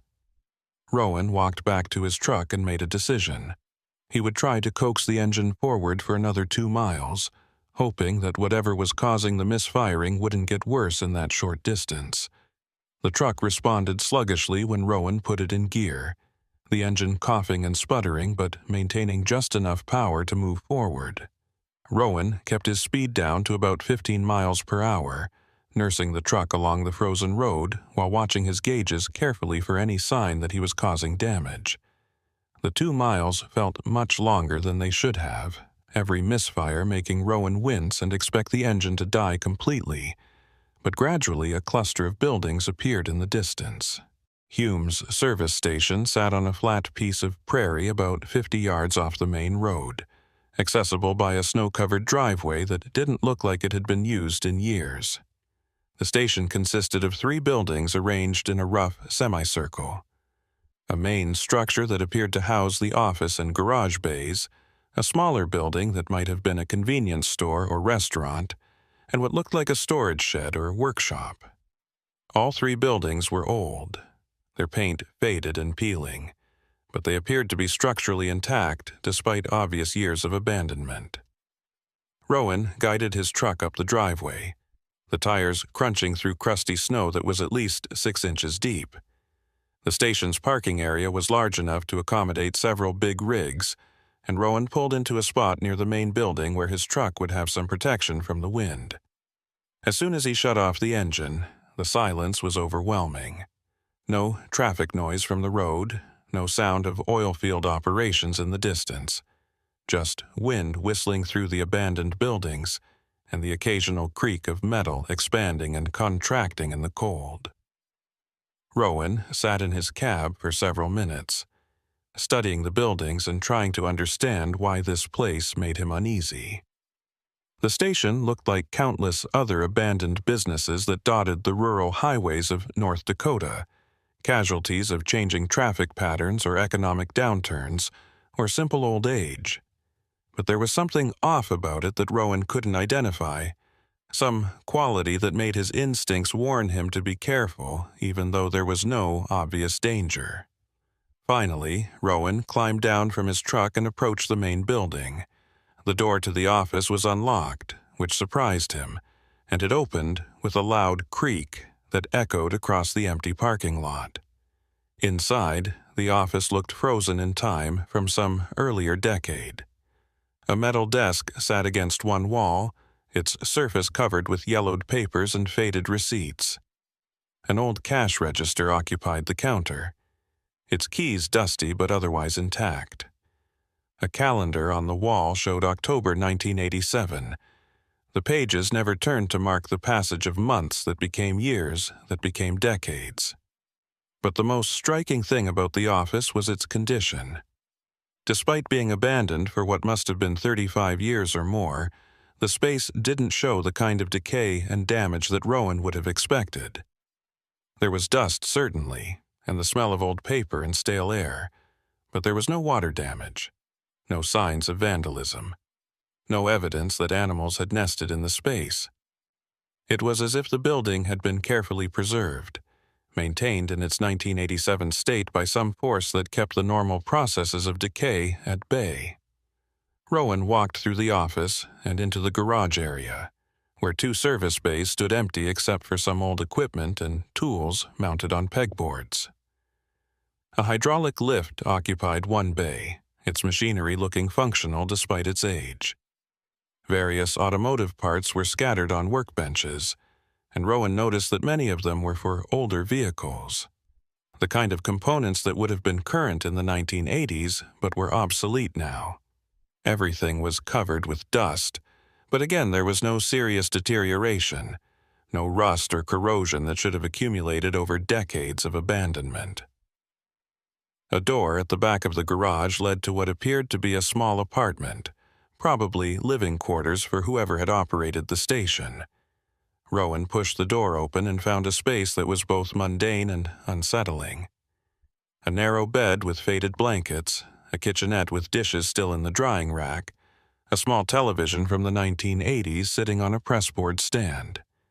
The apartment looked like someone had just stepped out for a few minutes and would be back any moment, except that any moment had been stretching for more than 3 decades. Rowan returned to the garage and noticed something he'd missed during his initial survey. There was a phone mounted on the wall near the office door, an old rotary dial model that matched the vintage of everything else in the building. On impulse, Rowan picked up the receiver and held it to his ear, expecting dead silence. Instead, he heard a dial tone, clear and steady, as if the phone line was still active after all these years. His hand was shaking slightly as he dialed his dispatcher's number, watching the rotary dial spin back after each digit. The call connected, and Rowan heard ringing on the other end. But when someone answered, the voice that came through wasn't his dispatcher. It was a woman, older sounding, with an accent that suggested she'd lived her whole life in this part of North Dakota. "Hume's service station. This is Etta speaking. How can I help you?" Rowan stood frozen, the receiver pressed against his ear, trying to process what he was hearing. "I'm at your station right now," he said, slowly. "I broke down on County Road 39 and saw your sign, but the place looks like it's been abandoned for decades." There was a long pause on the other end of the line, and Rowan could hear what sounded like pages being turned, like someone was checking a schedule or logbook. "County Road 39, Etta said finally, her voice carrying a quality that Rowan couldn't quite identify. Sadness, maybe, or resignation. "That's about 2 miles from here, and you say your truck broke down. Well, you're in luck. Tobias is here today, and he's the best mechanic in 3 counties. Bring your vehicle around and he'll have a look at it.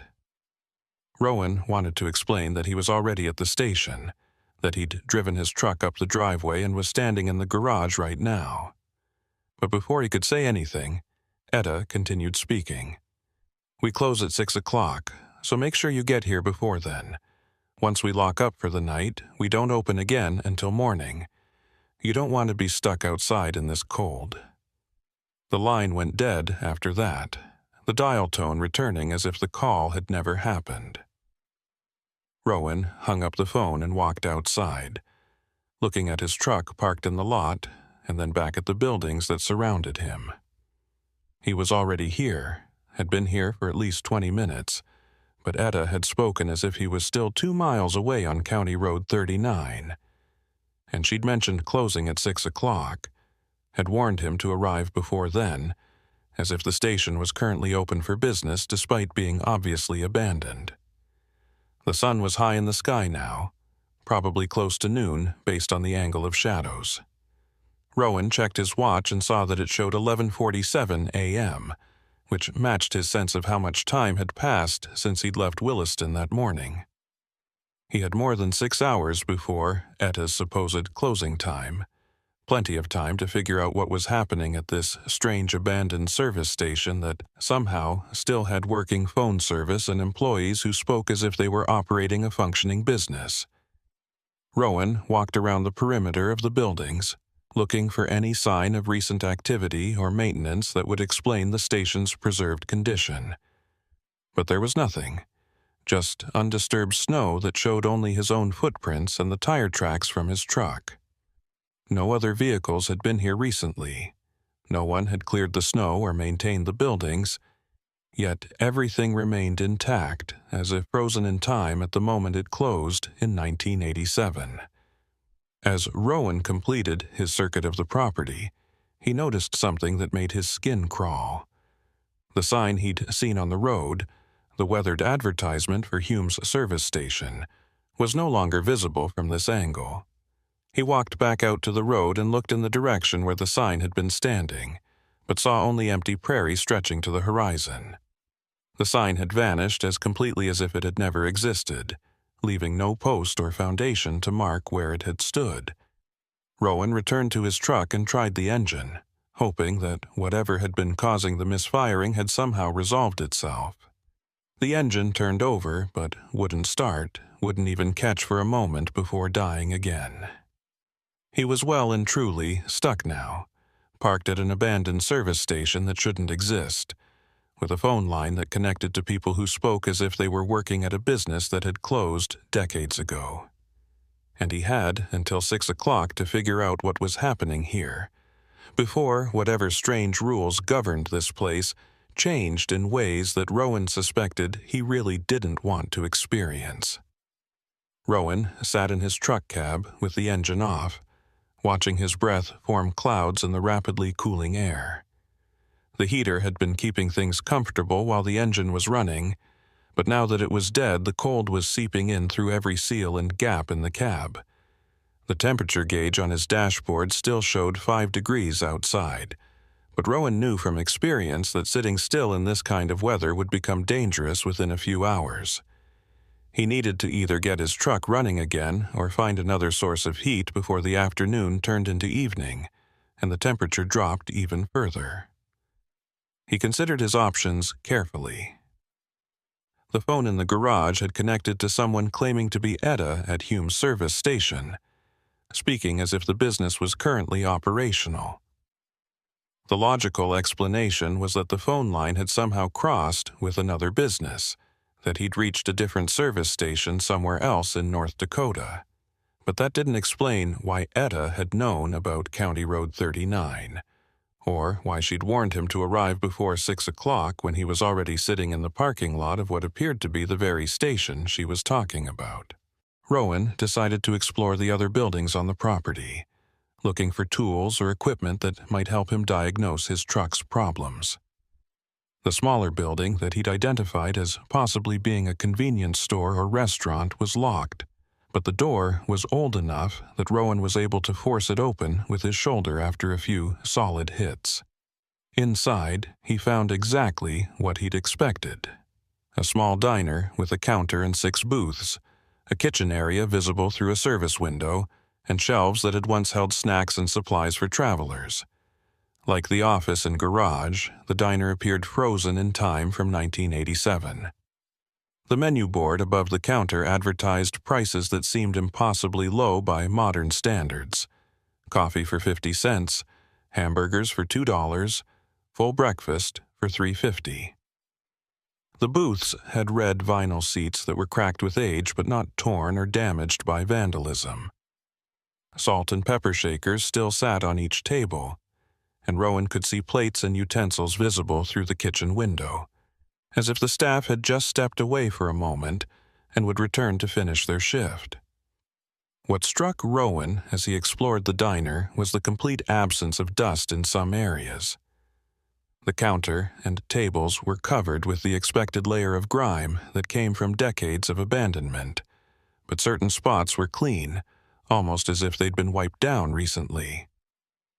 A coffee cup sitting near the register was dusty on the outside but clean on the inside. One of the booths had a newspaper lying on its seat, and when Rowan picked it up he saw that it was a copy of the Williston Herald dated October 23, 1987.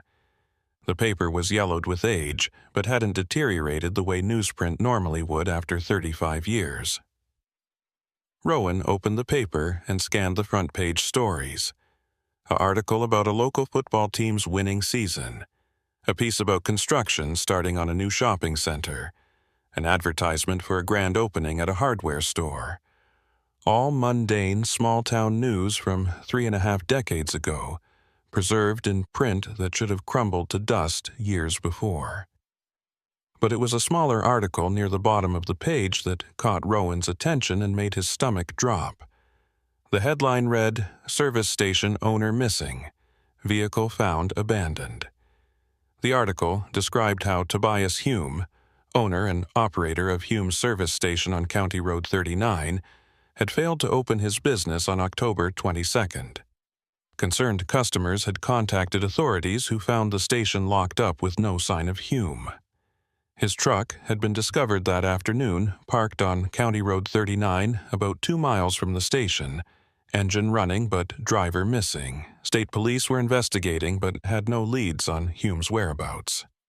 The article quoted Etta Lorne, Hume's sister and occasional employee at the station, saying she couldn't imagine where her brother would have gone or why he would have abandoned his truck. Rowan read the article 3 times, his hands starting to shake slightly. Tobias Hume was the mechanic that Etta had mentioned on the phone, the man who was supposedly at the station today and ready to look at broken-down vehicles. But according to this newspaper, Tobias Hume had disappeared on October 22, 1907, and his truck had been found abandoned on County Road 39 in exactly the same way that Rowan's truck had broken down this morning. The parallels were too precise to be coincidental. Rowan pulled out his cell phone to take a picture of the newspaper article, then remembered that his phone had no signal out here. He folded the paper and tucked it into his jacket pocket, thinking that he might need evidence of what he was experiencing if he ever made it back to civilization. As he turned to leave the diner, he heard a sound that made him freeze in place. It was the unmistakable noise of a vehicle approaching, tires crunching through snow, an engine running with the distinctive rumble of an older truck. Rowan moved to one of the diner windows and looked out at the parking lot. A pickup truck had pulled in beside his rig, an old Ford from the 1980s with faded blue paint and a toolbox mounted in the bed. A man climbed out of the pickup, tall and lean, with a weathered face and gray hair showing beneath a stained baseball cap. He was wearing coveralls that might have been blue once, but had faded to a nondescript gray, and he moved with the careful economy of motion that came from years of physical labor in harsh conditions. The man walked around Rowan's truck slowly, examining it with the practiced eye of someone who'd been working on vehicles for decades. He popped the hood and leaned in to inspect the engine compartment, then walked back to his pickup and retrieved a toolbox. Rowan watched all this through the diner window, his mind trying to process what he was seeing. The man had to be Tobias Hume, matching the description Etta had given and arriving at the station just as she'd promised. But Tobias Hume had disappeared in 1987, which meant that what Rowan was watching through the window was either a ghost or something far stranger. Rowan forced himself to leave the diner and walk back across the parking lot toward his truck. As he approached, the man looked up from the engine compartment and nodded a greeting. "You must be the driver Etta called about. She said you broke down on County Road 39. Looks like you made it here all right, though." His voice was rough and deep, with the flat vowels of someone who'd spent his entire life in the upper Midwest. Up close, Rowan could see that the man's face was lined with age and weather, his hands scarred from decades of mechanical work. "Are you Tobias Hume?" Rowan asked, his voice coming out steadier than he felt. The man nodded. "That's right. And you are?" Rowan introduced himself, shaking hands with Tobias and feeling solid flesh and calluses, nothing ghostly or insubstantial about the contact. "I appreciate you taking a look at my truck. The engine started misfiring about an hour ago. I coaxed it here, but now it won't start at all." Tobias nodded thoughtfully and returned his attention to the engine compartment. "I've seen this before, with these Cummins diesels. Usually it's a fuel delivery issue. Could be the pump or the filters or something in the injection system. Let me run some diagnostics and see what we're dealing with." He worked in silence for several minutes, using tools from his box to check various components, his movements efficient and practiced. Rowan watched and tried to think of a way to ask the questions that were building up in his mind. How was Tobias here when he'd disappeared 35 years ago? Why did the service station look abandoned when Tobias and apparently Etta were still operating it? What had happened to create this impossible situation? Finally, Tobias straightened up and wiped his hands on a rag that he pulled from his coveralls. "I can fix this, but it's going to take a few hours. Problems with your fuel injection pump. I've got a rebuilt unit in my shop that should work, but I'll need to pull your old pump out and swap it. You're welcome to wait in the office where it's warm. Etta's got coffee on, and there's usually some food in the diner if you're hungry." Rowan looked toward the main building, remembering how abandoned it had appeared just an hour ago. "The office is open?" Tobias gave him a strange look. "Of course it's open.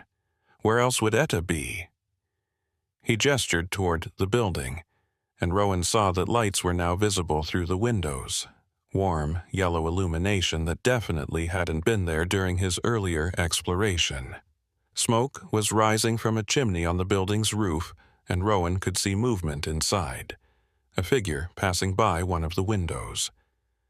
"I'll be back in a minute," Rowan said, his voice not quite steady. "I need to grab something from my truck." Tobias nodded and returned his attention to the engine, already beginning the process of removing the fuel pump.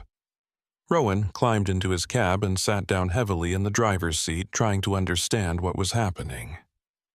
The service station that had been clearly abandoned was now somehow operational, with lights and heat and people who claimed to be working here. Time itself seemed to be malfunctioning, showing Rowan two different versions of the same location overlapping in impossible ways. Rowan checked his watch and saw that it now showed 2:15 p.m., which meant he'd been at the station for over 3 hours. But it felt like much less time than that, as if the hours were passing at different rates depending on what he was doing or where he was looking. He tried his cell phone again and found that it still had no signal, but the battery was draining much faster than it should have been, dropping from 70% to 40% just in the time since he'd checked it in the diner. Finally, Rowan climbed down from his truck and walked toward the main building. steeling himself for whatever he was about to encounter. The door to the office opened easily, and inside he found a space that was completely different from what he'd seen on his first visit. The dust was gone, replaced by the lived-in clutter of an active business. The calendar on the wall still showed October 1987, but now it looked fresh rather than yellowed with age. The desk was organized, papers neatly stacked, and a coffee pot was burbling on a small table near the window. A woman stood behind the counter, probably in her mid-50s, with gray hair pulled back in a practical bun and wearing a cardigan over a simple dress. She looked up as Rowan entered and smiled warmly. "You must be the driver with the broken truck. I'm Etta Lorne. My brother Tobias said you made it here just fine. Can I get you some coffee while you wait? It's going to be a few hours before he has your truck fixed." Rowan accepted the coffee with the hands that were shaking slightly, wrapping his fingers around the warm mug and feeling the heat seep into his cold palms. The coffee was real, smelled fresh and strong, and when he took a sip, it tasted exactly like truck stop coffee had tasted for as long as Rowan had been driving. Etta busied herself with some paperwork behind the counter, making notes in a ledger book with a pen that left blue ink marks on the yellowed pages. "This is going to sound like a strange question," Rowan said carefully, "but what year is it?" Etta looked up from her ledger and gave him a puzzled smile. "What year? It's 1987, of course. October 1987. Are you feeling all right?" Sometimes the cold affects people in funny ways, makes them confused or disoriented. Her concern seemed genuine, and Rowan realized that from her perspective she was talking to a customer who'd asked a nonsensical question. "I'm fine, Rowan," said, though he was anything but fine. "Just a little turned around from the cold and the truck trouble. How long has this station been here?" Etta's expression softened. "Tobias opened it in 1979, so we've been here about 8 years now. Business is good, especially with all the oil field traffic on these roads. We're usually pretty busy, though today's been quiet. You're the first customer we've had since this morning." Rowan took another sip of coffee and tried to think of how to approach what was happening. "Where are the other customers? The ones from this morning?" Etta shrugged. "They came and went like they always do, topped off their tanks, grabbed some food from the diner, paid their bills, and moved on. That's how it works in this business. People come when they need something, then they leave, and we probably never see them again." There was something in the way she said that last part that made Rowan's skin crawl. "Do you ever leave here? Go into Williston or visit other places?" Etta's smile faded slightly. "Oh, we can't leave. We have a business to run. Someone has to be here in case customers need help. That's why we're here, you understand, to help people who break down on these roads where there's no other services for miles. If we left, people might die out there in the cold." The way she emphasized those last words suggested that Etta understood something about her situation that she couldn't or wouldn't articulate directly. Rowan set down his coffee mug and pulled the newspaper from his jacket pocket, unfolding it on the counter so Etta could see the article about Tobias's disappearance. "I found this in the diner. It says your brother went missing on October 22nd, 1987. That's today's date, according to your calendar." Etta looked at the article, her expression unchanging, then looked back up at Rowan with eyes that seemed infinitely sad. "That story isn't true. Tobias didn't disappear. He's right outside working on your truck, same as he does for every driver who breaks down and makes it to our station. The newspaper got it wrong, or maybe they wrote about something that hasn't happened yet. Time doesn't work right here, you see. Days repeat sometimes, or they run backward, or they skip forward and then circle back. We stopped trying to understand it a long time ago." Rowan felt the hair on the back of his neck stand up. "How long have you been here, Etta? How long have you and Tobias been running this station?" Etta looked out the window toward where Tobias was working on Rowan's truck, and her expression was distant. "We've been here for a very long time. Longer than we should have been, probably. But we can't leave, you see. We have work to do. Drivers who need help. And as long as people keep breaking down on County Road 39, we'll be here to fix their trucks and send them on their way." "What happens if someone can't leave before 6 o'clock?" Rowan asked, remembering Etta's warning from the phone call. "You said on the phone that the station closes at 6, and I shouldn't be stuck outside after that." Etta's expression became even sadder, if that was possible. "The station doesn't close at 6, Mr. Dillinger. That's when the day resets. Everything goes back to how it was at the beginning, and we start over again." October 22nd, 1987. Same day we've been living for 35 years. If you're still here when the reset happens, you become part of the loop. You'll be here with us, living the same day over and over, fixing trucks and serving coffee and never moving forward. Rowan's hands had gone completely numb despite the warm coffee mug. "How do I avoid that?" Etta glanced at the clock on the wall, which showed 2:47 p.m. "Tobias needs to finish fixing your truck before 6 o'clock, and you need to drive away before the reset happens. If he can get you running by 5:30, you'll have enough time to get clear of the loop's influence. But if something delays the repair, if it takes too long, or if parts don't work right..." She trailed off, leaving the rest unsaid. Rowan looked out the window and saw Tobias still working on his truck. Tools spread out around him, the old fuel pump already removed and sitting on the ground. "Has anyone else gotten stuck here? Other drivers who didn't make it out before 6? Etta nodded slowly. "A few, over the years. They're here with us, living the same day. You probably passed them on your way in. They look like regular travelers, just stopping for gas or food, but they're trapped, same as us. They've forgotten mostly, forgotten that they ever had lives outside this loop. That's what happens after enough repetitions. The memories fade, and you start to believe that this is all there ever was."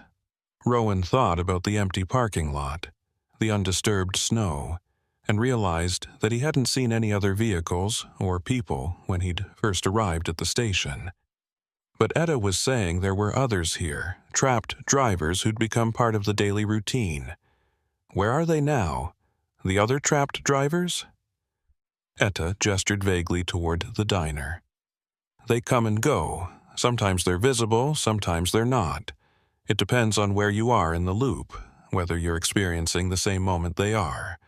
Time runs on different tracks here, parallel but not always intersecting. You might see them later, or you might not. It doesn't really matter."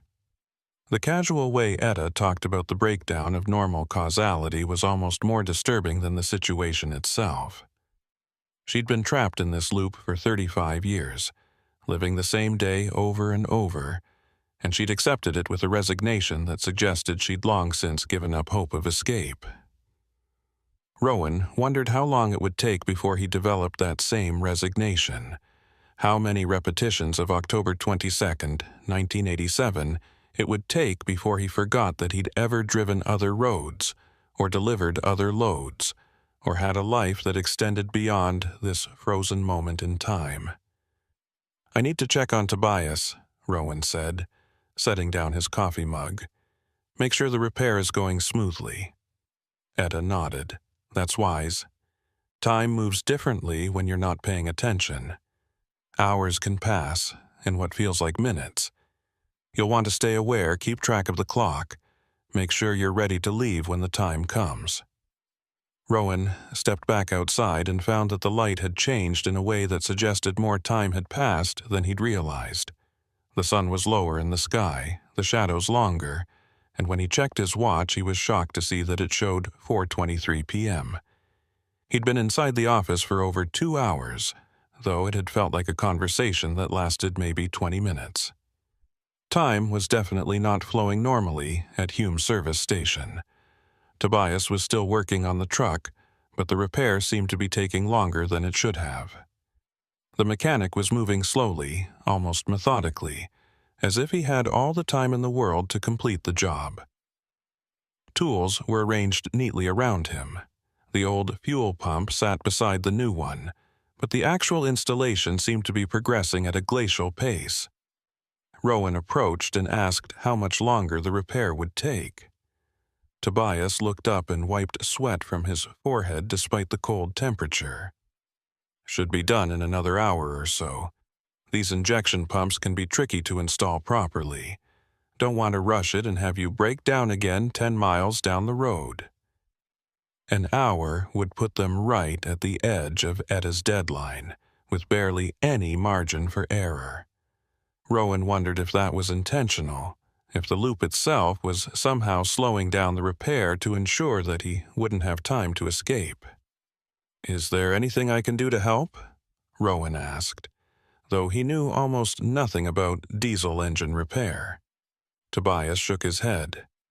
"Best thing you can do is stay warm and stay ready to leave. When I get this installed and tested, you're going to want to drive out of here immediately. Don't stop, don't look back. Just get on that road and put as many miles as you can between yourself and this station before 6 o'clock. The urgency in Tobias's voice suggested that he understood the stakes, that he knew what would happen if Rowan was still here when the day reset. Rowan went back to his truck cab and gathered his important belongings, making sure he had his wallet, his phone, his paperwork, everything he would need if he had to abandon the truck and run. He also grabbed a tire iron from his toolkit, though he wasn't sure what good it would do against forces that could trap people in repeating days. The minutes crawled by with agonizing slowness. Rowan watched from his cab as Tobias worked, each movement careful and precise, and tried not to think about what would happen if they ran out of time. The sun continued its descent toward the horizon, the shadows lengthening across the frozen prairie, and Rowan's watch showed 5:17 p.m.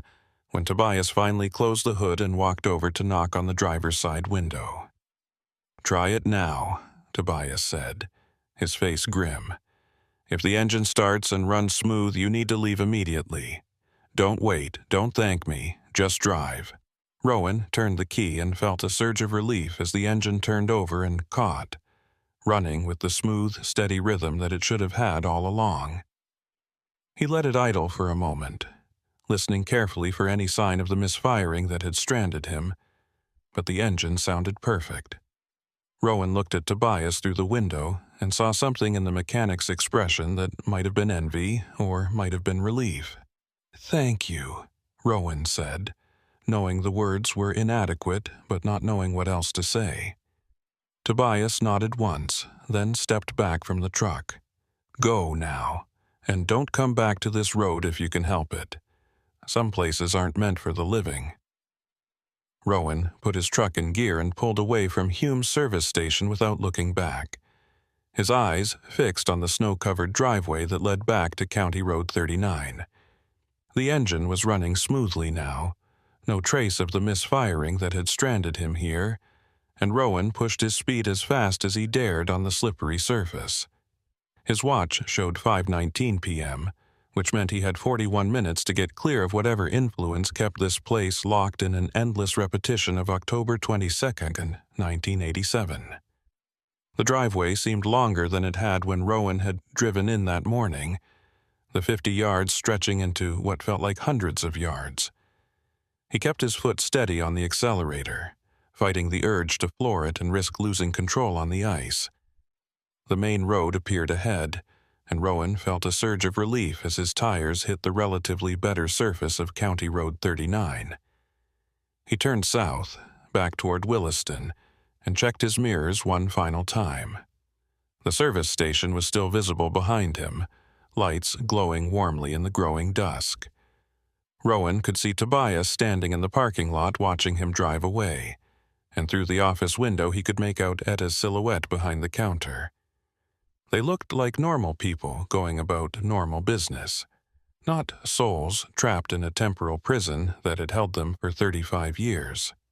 Rowan wondered how many other drivers they'd helped over those decades, how many had made it out before the 6 o'clock reset, and how many had stayed too long and become permanent residents of October 22nd and 19th. The sun was setting rapidly now, the winter day ending early as it always did this far north. The temperature was dropping along with the light, and Rowan could feel the cold intensifying even inside his heated cab. He pushed his speed up to 45 miles per hour, faster than was really safe on this rough road, but necessary if he wanted to put enough distance between himself and the station before whatever happened at 6 o'clock.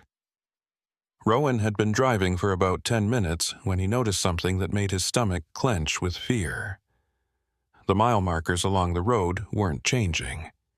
He'd passed mile marker 43 when his truck had first broken down that morning, and he'd driven approximately 2 miles to reach the service station, which should have put him near mile marker 45, but as he drove south now, trying to flee the station's influence, he kept passing the same marker over and over.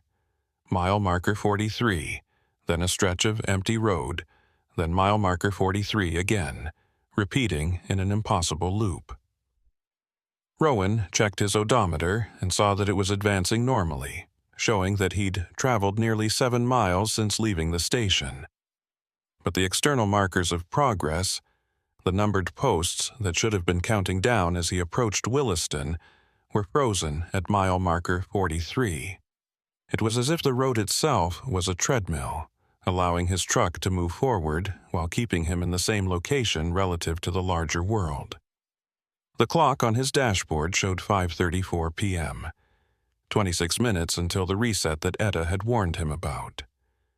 Rowan tried his CB radio, hoping to reach another driver who might be somewhere on this road, someone who could confirm whether he was actually moving or just spinning his wheels in some kind of spatial loop. "This is Rowan Dillinger on County Road 39, requesting any driver in the area to respond. I need confirmation of my position. Over." The response came immediately, but it wasn't from another trucker. It was Etta's voice crackling through the speaker with that same sad resignation he'd heard in the station office. "You're not going to make it, Mr. Dillinger. The loop extends for 10 miles in every direction from the station. You can't drive fast enough to get clear before 6 o'clock. No one ever does. We always think there's enough time, but the road just keeps bringing us back." Rowan grabbed the CB microphone and keyed it with hands that had started shaking again. There has to be a way out. Other drivers must have escaped over the years. Someone must have figured out how to break free.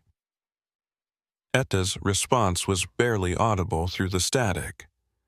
Only one driver ever made it out, and that was back in 1989. We never understood how he did it. One moment he was here with us, the next he was gone. But everyone else who stayed past 6 o'clock is still here, driving the same roads, living the same day, waiting for time to start moving forward again. Rowan pushed his speed higher, up to 50 miles per hour, the truck bouncing and sliding on the rough, frozen surface. He was approaching mile marker 43 again, the same marker he'd now passed at least a dozen times. The repetition was making him dizzy and disoriented, the sense of motion without actual movement creating a disconnect between what his body felt and what his eyes were seeing. The sun had set completely now, leaving only the last traces of twilight on the western horizon, and Rowan's headlights cut through the darkness like searchlights trying to find a way out of a maze that had no exit. The clock showed 5:47 p.m., 13 minutes left. Rowan tried to think logically about his situation, to approach it like the mechanical problem it essentially was. If the road was looping, there had to be a point where the loop connected to itself, a seam or boundary where the repeating section began and ended. If he could identify that boundary, maybe he could find a way to break through it or circumvent it entirely. Rowan started paying closer attention to the landscape on both sides of the road, looking for any feature that might mark the edge of the loop. The prairie looked mostly uniform, flat, and snow-covered, but there were occasional landmarks. A dead tree, a fence post, an abandoned piece of farm equipment half buried in a drift. Rowan fixed these markers in his memory and watched for them to repeat, trying to map out the exact dimensions of the trap he was caught in. He'd just passed the dead tree for what must have been the 15th time when he saw something that didn't fit the pattern. There was a vehicle parked on the shoulder ahead, hazard lights flashing in the darkness. Rowan's first thought was that it was his own truck, that the loop had somehow circled back to show him his own breakdown from that morning. But as he got closer, he could see that this was a different vehicle, a semi-truck from an era that predated his own rig by at least a decade. Rowan slowed down as he approached the parked truck, and his headlights illuminated a man standing beside the driver's door. The man was waving his arms, flagging Rowan down, his expression desperate in the harsh illumination. Every instinct told Rowan to keep driving, that stopping would trap him here the same way stopping had trapped this other driver, but the man looked genuinely distressed, and the part of Rowan that had always stopped to help stranded motorists was warring with the part that knew helping meant risking his own escape. Rowan made a decision that he would question for years to come. He pulled over about 20 yards past the stranded truck and rolled down his window. "Are you all right?" he called out. The man hurried toward Rowan's truck, his boots crunching through the frozen snow, and Rowan could see that his face was weathered and lined with age beyond what his apparent years would suggest. "Thank God someone finally stopped," the man said, his voice rough with emotion. "I've been here for hours. My truck broke down, and I can't get it started. Do you have a radio? Can you call for help?" Rowan glanced at his clock. 5:52 p.m. 8 minutes. "When did you break down?" he asked, though he suspected he already knew the answer. The man thought for a moment. "Around 11 this morning. I was heading to Williston when the engine just died. I've been trying to flag down help ever since, but no one stopped until you." "What's today's date?" Rowan asked. The man gave him a confused look. "October 22nd. Why?" Rowan felt a chill that had nothing to do with the temperature. "What year?" The man's confusion deepened. 1987. "Are you feeling okay? Did you hit your head or something?" Rowan closed his eyes briefly, understanding now what had happened to this driver. He'd broken down on County Road 39 on October 22nd, 1987, just like Tobias Hume had, just like Rowan himself had this morning. But instead of making it to the service station or managing to escape before 6 o'clock, this driver had been trapped on the road itself, living the same day over and over without even realizing it. 35 years had passed in the outside world. But this man was still experiencing the same October afternoon that he'd been living for decades. "I can't stop," Rowan said, his voice tight. "I'm sorry, but if I stop, I'll be trapped here with you. There's a service station about 2 miles north. If you can get your truck running, head there. They'll help you. But you need to leave before 6 o'clock. The man's expression shifted from confusion to something that might have been understanding or might have been fear. "What happens at 6 o'clock?" Rowan checked his clock. 5:55 p.m. 5 minutes. "The day resets. Everything goes back to the beginning. If you're still here when it happens, you'll be stuck repeating this day forever." The man stepped back from Rowan's truck, his face pale in the reflected glow of the headlights. "How long have I been here? Really?"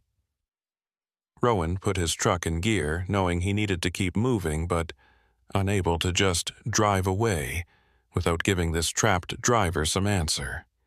35 years. "I'm sorry." Rowan pulled back onto the road and accelerated, watching in his mirrors as the man stood motionless beside his broken truck, processing the truth about his situation. Rowan wondered how many others were trapped out here on this endless loop of highway. Drivers who'd broken down at the wrong time in the wrong place and had never managed to escape. The landscape of County Road 39 might be dotted with them, visible only at certain times or from certain angles, all of them caught in their own personal versions of hell. The clock showed 5:58 p.m. 2 minutes. Rowan was still passing mile marker 43 at regular intervals, still trapped in the same section of road that he'd been driving for the past 40 minutes. The panic was building in his chest now, making it hard to breathe, and he forced himself to focus on the one thing that might still save him: the driver who'd escaped in 1989. Etta had mentioned him specifically, had said no one understood how he'd gotten out. There had to be something different about what that driver had done, some action or decision that had broken the loop's hold. Rowan tried to think like that unknown driver might have thought. What would make someone attempt something different? Something that went against the obvious logic of trying to outrun the loop by driving faster. The answer came to him with sudden clarity. The successful driver hadn't tried to escape by going forward. He'd done something else entirely, something counterintuitive that had broken the pattern. The clock showed 5:59 p.m. 1 minute. Rowan made a decision based on nothing but intuition and desperation. Instead of continuing to drive forward, fleeing south toward Williston, he cranked his wheel hard to the left and drove his truck straight off the road into the prairie. The truck bounced and lurched over the uneven ground, snow spraying up around the hood, and Rowan fought the wheel to keep the heavy rig from tipping over or getting stuck. He was driving perpendicular to County Road 39 now, heading west across open prairie where no road existed, smashing through snowdrifts and frozen vegetation. The truck's headlights illuminated nothing but endless white landscape, and Rowan had no idea where he was going or what he was trying to accomplish. But staying on the road had been keeping him trapped, so the only option left was to leave the road entirely. The clock on his dashboard changed to 6 o'clock p.m. exactly, and Rowan braced himself for whatever the reset would bring. But nothing happened. No sudden shift in time or space, no feeling of being pulled back to the beginning. The truck just kept plowing forward through the prairie, and when Rowan glanced at his watch, he saw that the second hand was advancing normally. Time was flowing forward, not looping back to replay the same moment. Rowan kept driving across the prairie for another 10 minutes before he saw lights in the distance. Not the warm yellow glow of Hume's service station, but the harsh white lights of an oil drilling operation, modern equipment and workers moving about their business. Rowan adjusted his course toward the lights, and gradually a road appeared ahead, a proper, maintained gravel road that led to the drilling site. He pulled onto the road and felt his truck's tires grip solid ground for the first time in what felt like hours. A worker in a safety vest flagged Rowan down as he approached the drilling site. Rowan rolled down his window, and the worker gave him a puzzled look. "You're not supposed to be out here. This is a restricted work area. How did you even get onto this property?" Rowan looked back the way he'd come and saw only empty prairie stretching into the darkness. No sign of County Road 39, no indication that he'd been driving off-road for the past 10 minutes. "I took a wrong turn," Rowan said, which was probably the most honest answer he could give. "Can you tell me how to get back to Highway 85? The worker provided directions to the nearest main road, about 15 miles to the west. Rowan thanked him and followed the drilling site's access road until it connected with a county highway that actually appeared on his GPS. According to the navigation system, he was about 20 miles northeast of where County Road 39 should have been, as if he'd somehow jumped across space by driving perpendicular to the looping road. Rowan drove until he reached Highway 85, then turned south toward Williston. He didn't stop until he reached the first truck stop on the outskirts of town, pulling into the lot and killing his engine with hands that were shaking so badly he could barely turn the key. He sat in his cab for a long time, watching normal traffic move past on the highway, seeing other truckers fuel up and grab coffee and go about their business in a world where time flowed in one direction and roads led to destinations instead of endless loops. His cell phone had signal again, and when Rowan checked it, he saw that he had 17 missed calls from his dispatcher and numerous text messages asking where he was and why he hadn't checked in. According to his phone, it was 7:43 p.m. on January 15th, the same date as when he'd left Williston that morning. The entire experience at Hume's service station, all those hours trapped in the time loop, had somehow occurred without any time passing in the outside world. Rowan called his dispatcher and explained that he'd had mechanical trouble, but had managed to get it fixed and was now continuing to his delivery destination. The dispatcher was annoyed about the lack of communication but accepted Rowan's explanation without too many questions. After ending the call, Rowan sat alone in his cab and tried to process what had happened. He'd been trapped in a temporal loop that had held Tobias Hume and Etta Lorne for 35 years. He'd met other drivers who'd been caught in the same trap, some of them unaware that decades had passed while they lived the same day over and over. Rowan pulled out his phone and did a search for Hume's service station. The results were sparse, just a few historical references and a brief mention in an article about abandoned businesses in rural North Dakota. According to the article, the station had closed in late 1987 after the owner disappeared under mysterious circumstances. Several other people had gone missing in the area over the years, and local residents avoided County Road 39 during winter months, though the article didn't explain why. What bothered Rowan most was the realization that Tobias and Etta were still there, still trapped in their endless October day, still helping drivers who broke down and made it to their station before 6 o'clock.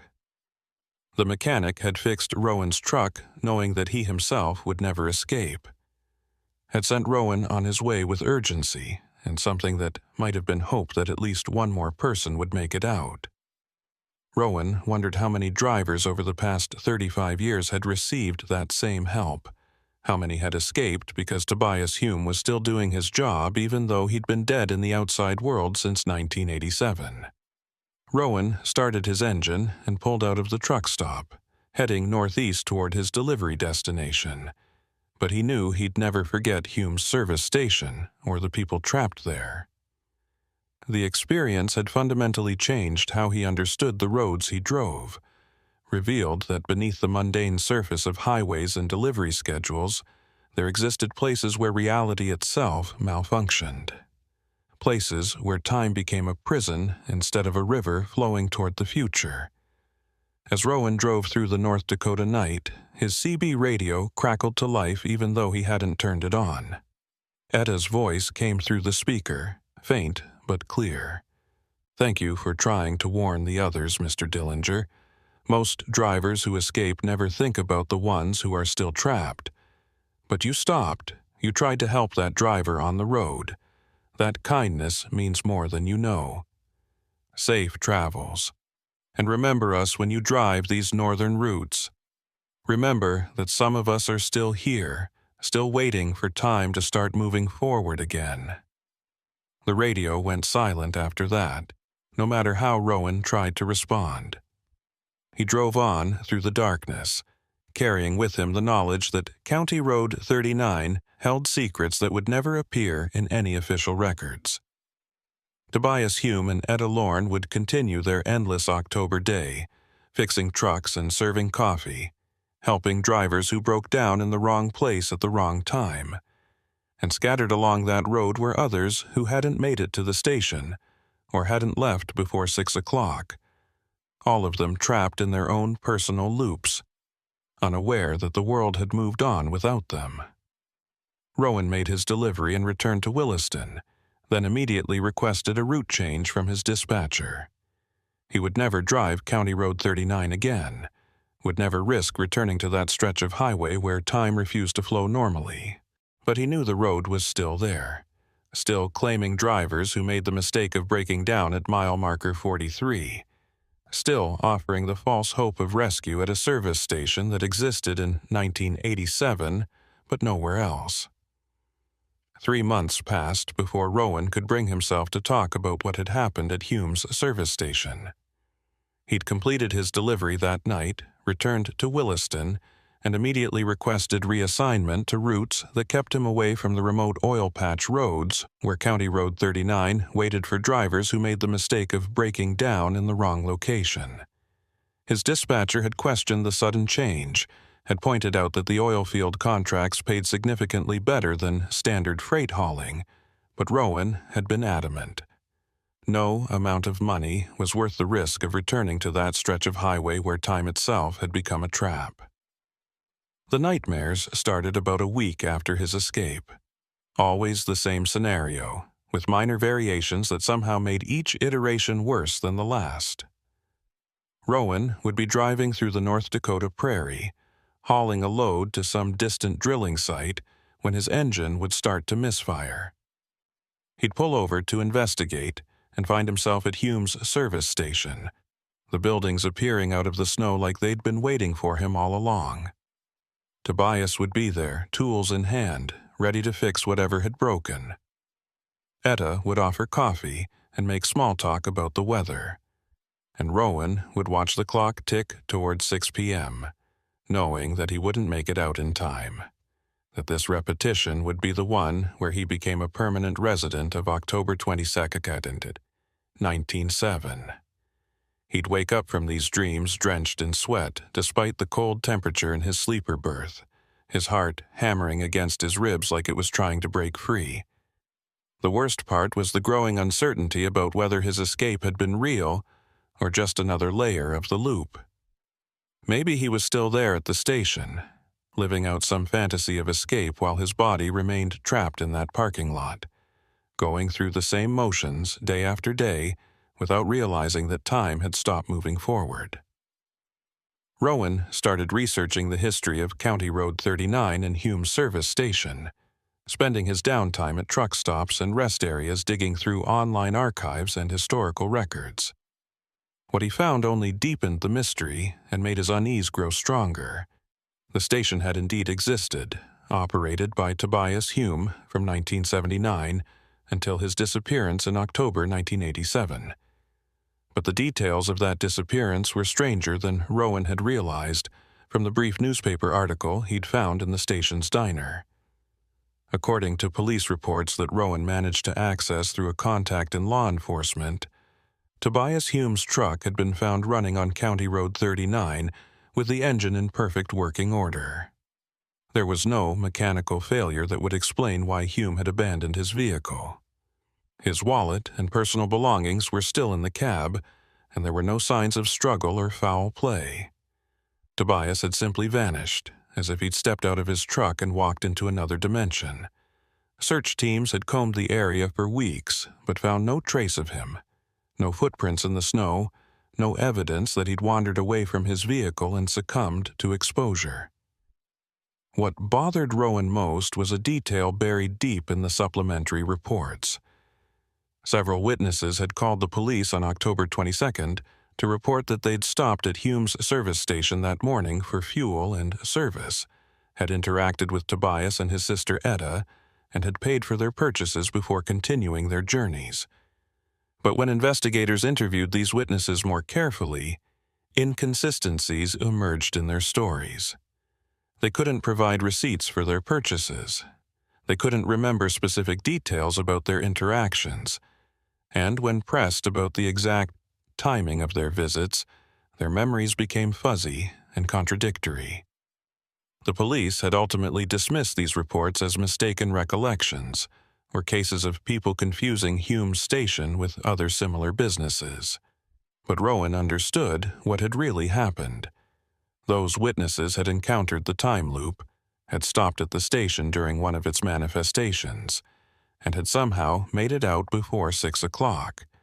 Their memories of the experience were degraded because they'd witnessed something that shouldn't have been possible, and their minds had tried to rationalize it into something that made sense within normal causality.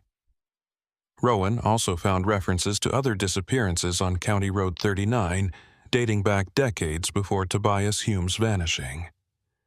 In 1972, a family of 4 had abandoned their car on that stretch of highway during a winter storm. The vehicle was found running with the heater on, but all 4 occupants were gone without explanation. In 1965, a truck driver had reported engine trouble on County Road 39 and was never seen again. His rig discovered days later with its cargo intact and no signs of the driver. In 1953, 2 highway patrol officers investigating a reported stranded motorist had vanished on that road, their patrol car found idling with the lights still flashing. The pattern suggested that whatever had trapped Tobias and Etta at their service station was much older than their business, that the temporal anomaly on County Road 39 had existed long before the 1980s and had been claiming victims for generations. Rowan wondered how far back the disappearances went, whether there were records from the 1920s or earlier documenting similar incidents. The road itself had probably been there in some form for a century or more, first as a wagon trail, then as a rough track for early automobiles, eventually paved and incorporated into the county road system. How many travelers over those decades had broken down in the wrong spot and found themselves trapped in an endless loop of time? It was late March when Rowan received a call from a trucker he'd met years earlier at a fuel stop in Minnesota. The man's name was Dale Pritchard, and he specialized in hauling equipment to remote drilling sites across the northern plains. Dale had heard through the trucking community's informal network that Rowan was refusing oil patch contracts and had specifically requested to avoid routes through northwestern North Dakota. He wanted to know why, and something in his tone suggested that he already had suspicions about the answer. Rowan met Dale at a truck stop in Fargo, far enough from County Road 39 that Rowan could discuss what had happened without feeling like the road itself might somehow overhear the conversation. They sat in a booth at the back of the diner section, coffee cups between them, and Rowan told the entire story from beginning to end. The engine trouble, the mysterious sign advertising Hume's service station, the buildings that appeared abandoned but became fully operational once he was trapped inside their influence, the newspaper article about Tobias Hume's disappearance, the phone call to Etta, the repair that took just long enough to bring him to the edge of the 6 o'clock deadline, the desperate drive trying to escape the loop, passing the same mile marker over and over, the trapped driver who'd been living October 22, 1987 for 35 years without knowing it. And finally, the counterintuitive decision to drive perpendicular to the road, breaking the loop by refusing to play by its rules. Dale listened without interrupting, his expression growing more serious as the story progressed. When Rowan finished, Dale sat in silence for a long moment, staring into his coffee as if it might contain answers to questions he'd been carrying for years. Finally, he looked up and spoke in a voice so quiet that Rowan had to lean forward to hear him clearly. "I've been on that road. Not County Road 39 specifically, but other roads like it. Roads where time doesn't flow right, where breaking down means more than just mechanical failure. I've seen things out there in the oil patch that I can't explain, encounters with people and places that shouldn't exist. And I've known drivers who disappeared, good professional drivers who just vanished without explanation while running those remote routes." Dale pulled a small notebook from his jacket pocket and flipped through pages covered with handwritten notes and sketches. "I started documenting this stuff about 10 years ago, after my first encounter with something impossible. There's a stretch of Highway 22 in Montana where truck stops appear and disappear, depending on when you're driving through. There's a section of Route 200 in North Dakota where some drivers report losing hours of time without any memory of what happened. There's County Road 15 in South Dakota, where multiple truckers have reported seeing convoys of trucks from the 1950s that vanish when you try to follow them. The pattern is always the same: remote roads, harsh weather conditions, and temporal anomalies that trap people or make them disappear. Rowan felt a chill that had nothing to do with the temperature. Are you saying there are multiple locations like Hume's service station? Multiple places where people are trapped in time loops? Dale nodded slowly. At least a dozen that I've documented, probably more that I haven't found yet. The northern plains are full of these dead zones, places where reality doesn't work the way it should. Most truckers who encounter them either die or escape and never talk about it because they're afraid of being labeled as crazy. But the disappearances keep happening, year after year, and nobody in authority acknowledges that there's a pattern. Dale slid his notebook across the table to Rowan. I want you to add your experience to this record. Write down everything you can remember about Hume's service station, about the layout of the buildings, about Tobias and Etta, about how you managed to escape. Maybe, if we collect enough information, we can start to understand what these places are and how they work. Maybe we can figure out how to warn other drivers, or even how to shut these locations down permanently. Rowan accepted the notebook and spent the next 2 hours writing out a detailed account of his time at the station, including observations and details that he hadn't mentioned in his verbal telling of the story. The way the dust in the office seemed to exist in some areas but not others, as if different parts of the building were experiencing different points in time. The sound of wind that seemed to carry voices speaking languages he couldn't identify. The way Etta's eyes had reflected sadness and resignation. The expression of someone who'd accepted imprisonment without giving up hope that others might escape. The feeling of time moving at different speeds depending on what he was doing or where he was looking.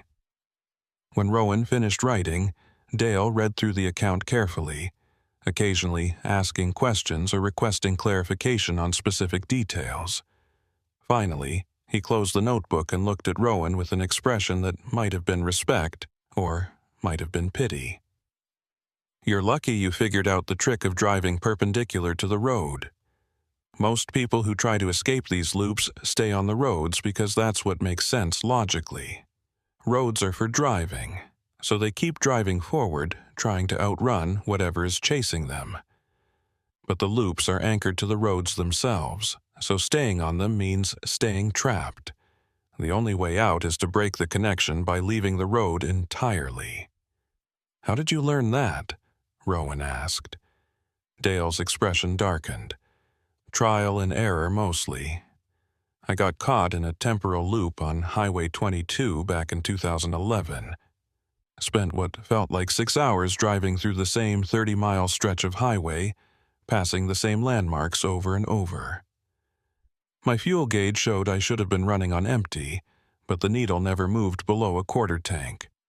Time was looping, but physical processes were still occurring, which meant I was burning fuel without the gauge reflecting it. When I finally realized what was happening, I drove straight off the highway into a field, and the loop broke. Turned out I'd only been gone for about 45 minutes in real time, but it felt like I'd been driving for most of a day. Dale leaned back in the booth and rubbed his eyes tiredly. The thing that keeps me up at night is wondering how many drivers are still trapped in these loops right now. How many people are living the same day or hour or minute over and over, unaware that time has stopped for them while the rest of the world moves on. Tobias Hume and his sister have been trapped since 1987, but they're not the only ones. There are probably dozens or hundreds of people scattered across the northern plains, all of them caught in their own personal time prisons, all of them invisible to the outside world. Rowan thought about the driver he'd encountered during his escape attempt, the man who'd been flagging for help on County Road 39. That driver had been trapped for 35 years without knowing it, living the same October afternoon in an endless repetition. How many times had he flagged down passing vehicles only to have them drive past without stopping? How many times had someone finally stopped, only to flee when they realized the danger, leaving him alone again to wait for the next set of headlights to appear through the snow? "We need to do something," Rowan said, though he didn't know what that something could be. "We can't just document these places and warn people to avoid them.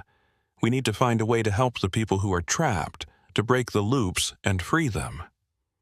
Dale's smile was sad and knowing. "That's what everyone says at first. But what can we do? We don't understand what causes these temporal anomalies or how to reverse them. We don't even know if the people trapped in the loops can be saved, or if they've become so integrated with the anomalies that freeing them would kill them. All we can do is map out the dangerous locations, warn other drivers when we can, and try to stay out of the traps ourselves." The conversation continued for another hour, with Dale sharing stories of other drivers who'd encountered temporal anomalies on northern roads.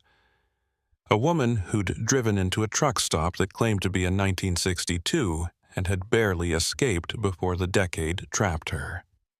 A man who'd followed a convoy of military trucks through Montana only to discover they were vehicles from World War II still running their original routes 70 years later.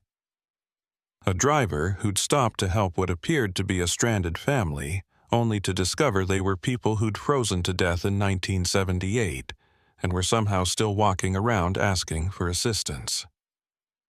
Each story added another layer to Rowan's understanding that the northern plains were riddled with these temporal wounds, places where time had been damaged or corrupted and now functioned according to rules that had nothing to do with normal causality.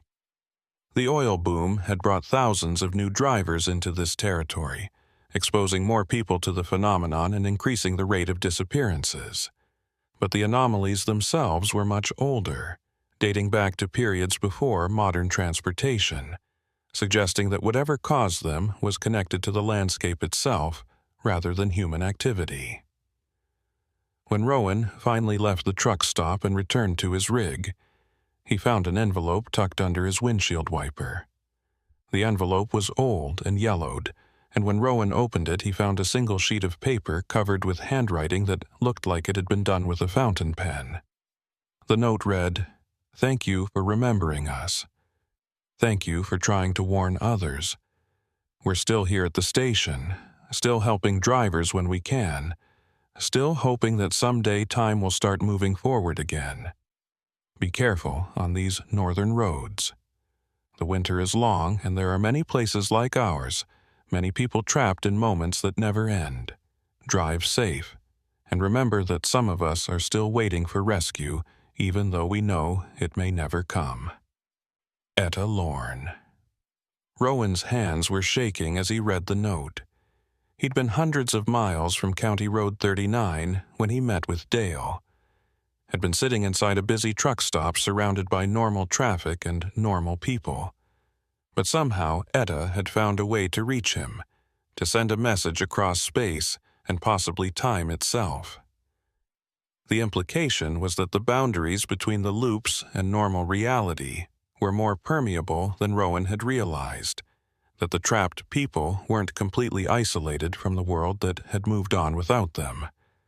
Over the following months, Rowan became more involved with Dale's documentation project, adding his own observations and collecting stories from other drivers who'd encountered temporal anomalies.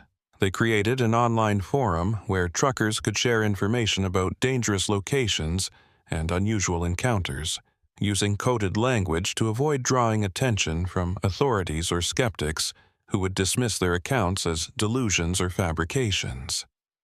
The forum grew slowly but steadily, attracting drivers from across the northern states who had their own stories about roads that didn't behave normally.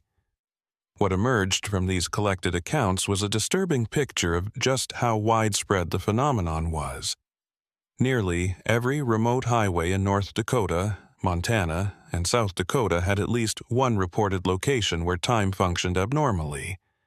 Some were small anomalies that only affected people for a few minutes or hours.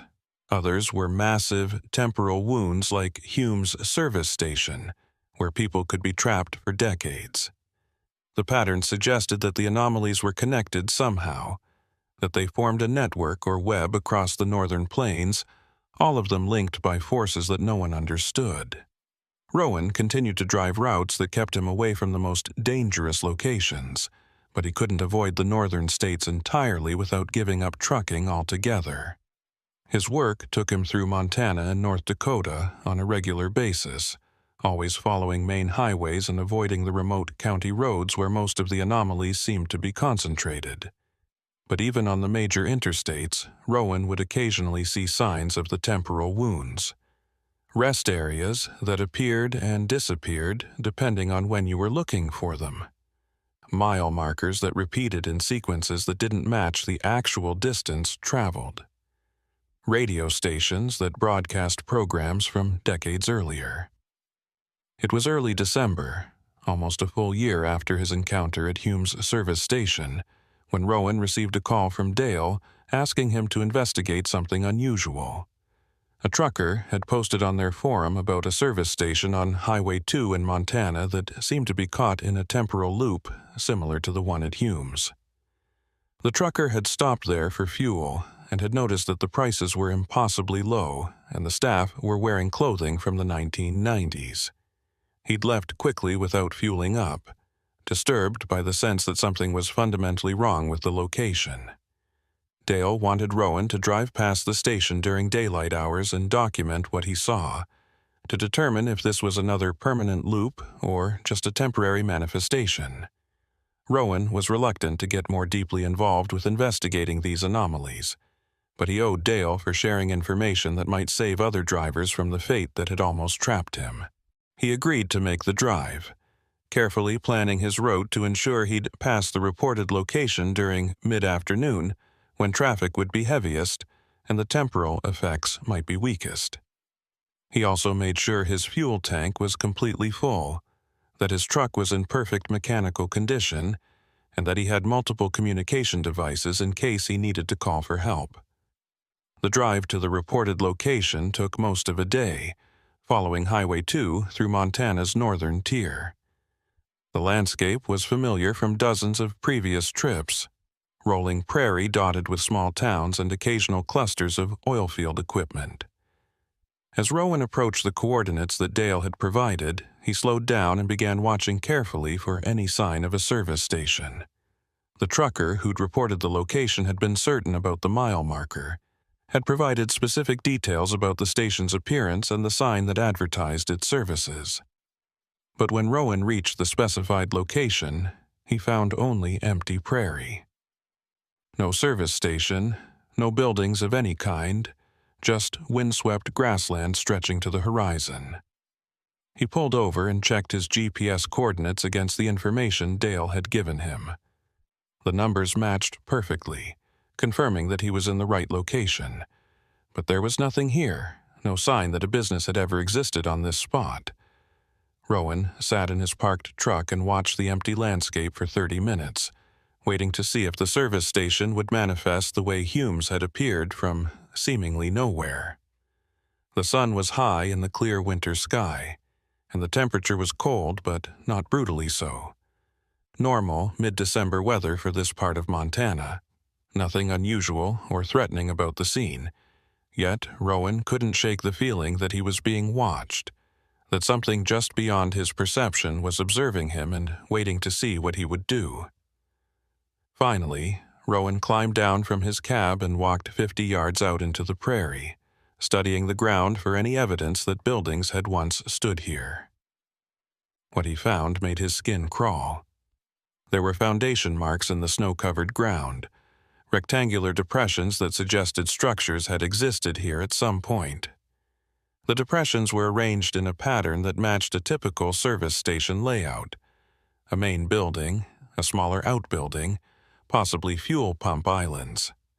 But the foundations looked old, as if they'd been abandoned for decades. Rowan took photographs with his phone and was about to return to his truck when he heard a sound that made him freeze.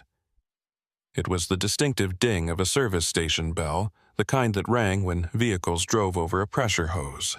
Rowan spun around and saw that the empty prairie was no longer empty.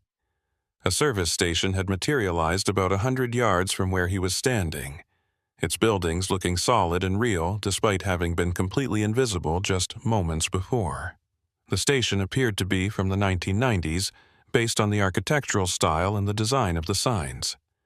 A main building with large windows, a canopy covering fuel pumps, and a smaller building that looked like it might house repair bays.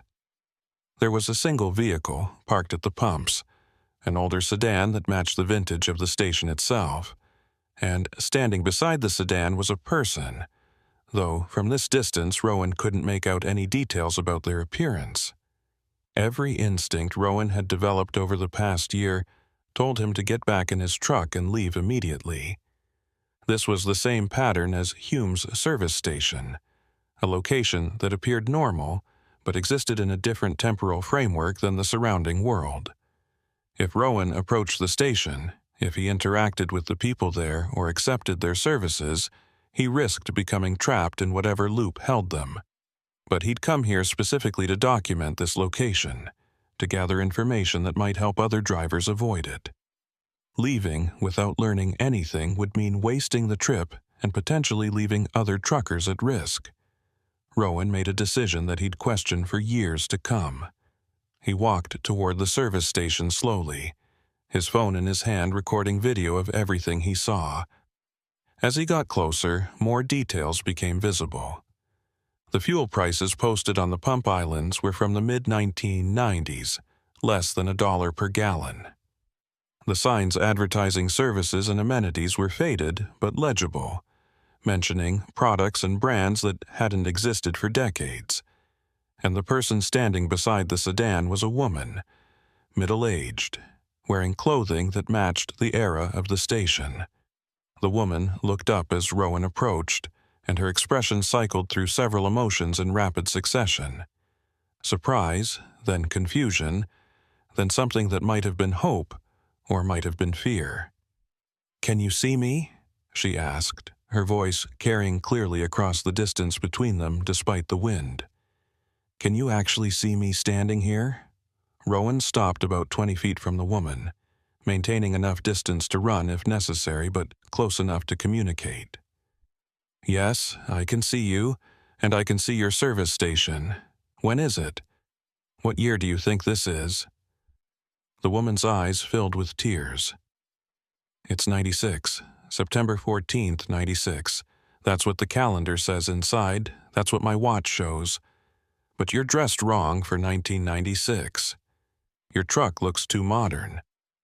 And the way you're asking the question makes me think that maybe it's not 1996 for you." Rowan felt a profound sadness wash over him. This woman had been trapped here for almost 30 years, living the same September day over and over, unaware that the world had moved on without her. "It's December 2024, Rowan said gently. "I'm sorry. I think you're caught in a temporal loop, the same kind of thing that trapped people at Hume's service station in North Dakota. How did you end up here?" The woman wiped at her eyes with hands that were shaking. "I don't remember. I was driving through Montana, heading to visit family in Washington. My car started having problems. Overheating, I think. I saw this service station and pulled in for help. The mechanic said he could fix it, said it would just take a couple of hours. I waited in the office, and she trailed off, confusion evident on her face. I've been waiting ever since, but it doesn't feel like years. It feels like I just got here today. Every day feels like I just got here today." Rowan understood what was happening. The woman was experiencing September 14th, 1996, fresh each time the day reset, with no memory of the previous iterations. She wasn't aware that she'd lived this same day thousands of times, had asked the same questions and received the same answers in an endless loop. The only reason she recognized that something was wrong now was because Rowan existed outside her loop, his presence disrupting the normal flow of her trapped day. "Can you leave?" Rowan asked. "Can you get in your car and drive away from here?" The woman looked at her sedan, then back at Rowan. The mechanic said he needed to finish the repair first. He said, "If I leave before it's fixed, the car will break down again, and I'll be stranded somewhere worse. I've been waiting for him to finish the work." She glanced toward the repair bay, which Rowan could now see had a figure moving around inside, a man in coveralls working on something mechanical. Rowan realized that this woman was trapped by the same rules that had governed Hume's service station. The repair would never be finished in time, would always take just long enough to keep her here until the day reset, and the reset would erase her memory of this conversation, would return her to the beginning of September 14th, 1996, would condemn her to repeat the same pattern tomorrow and forever unless someone found a way to break the loop. "What's your name?" Rowan asked. The woman smiled sadly. "Eleanor. Eleanor Vickers. And you are?" Rowan told her his name and briefly explained what he'd learned about temporal loops over the past year. He described Hume's service station and the people trapped there, explained how he'd escaped by driving perpendicular to the road, suggested that Eleanor might be able to break free if she abandoned her car and walked away from the station in any direction except along the highway. But even as Rowan spoke, he could see Eleanor's attention wavering, her eyes losing focus as if she was having trouble staying present in this moment. The loop was reasserting its hold on her, pulling her back toward the script she'd been following for 28 years. "I should check on the repair," she said, her voice distant. "The mechanic said it wouldn't take long. I need to get back on the road. My family is expecting me." Rowan watched helplessly as Eleanor walked toward the repair bay, her movements becoming more automatic and less purposeful. Within moments, she disappeared inside the building, and Rowan knew that by the time he followed her, the station would be empty again. The manifestation over. Eleanor trapped in another iteration of September 14th, 1996. The loop had defended itself against his intrusion, had pulled its prisoner back before Rowan could do anything to help her escape. Rowan returned to his truck and sat in the cab for a long time, staring at the empty prairie where the service station had been visible just minutes before. He'd documented the location, had video evidence of the station's appearance and his conversation with Eleanor. But he'd failed to help her, had watched her slip back into her temporal prison without being able to do anything to prevent it. The weight of that failure sat heavy on his chest, making it hard to breathe. Over the following months, Rowan and Dale added Eleanor Vickers to their growing list of people trapped in temporal loops across the northern plains. The list included Tobias Hume and Etta Lorne, the unnamed driver Rowan had encountered during his escape from County Road 39, and dozens of others that various truckers had reported over the years. Each name represented someone who'd broken down in the wrong place at the wrong time. Someone whose life had been frozen in an endless repetition while the world moved on without them. Rowan continued driving his routes through the northern states, always careful to maintain his truck perfectly and to avoid the locations they'd identified as temporal anomalies. But he knew that perfect maintenance and careful route planning wouldn't protect him forever. The anomalies seemed to be growing more common, appearing in places that had previously been safe, suggesting that whatever caused them was spreading or intensifying. Sooner or later, Rowan would break down again in the wrong location, would find himself trapped in a loop that he might not escape from.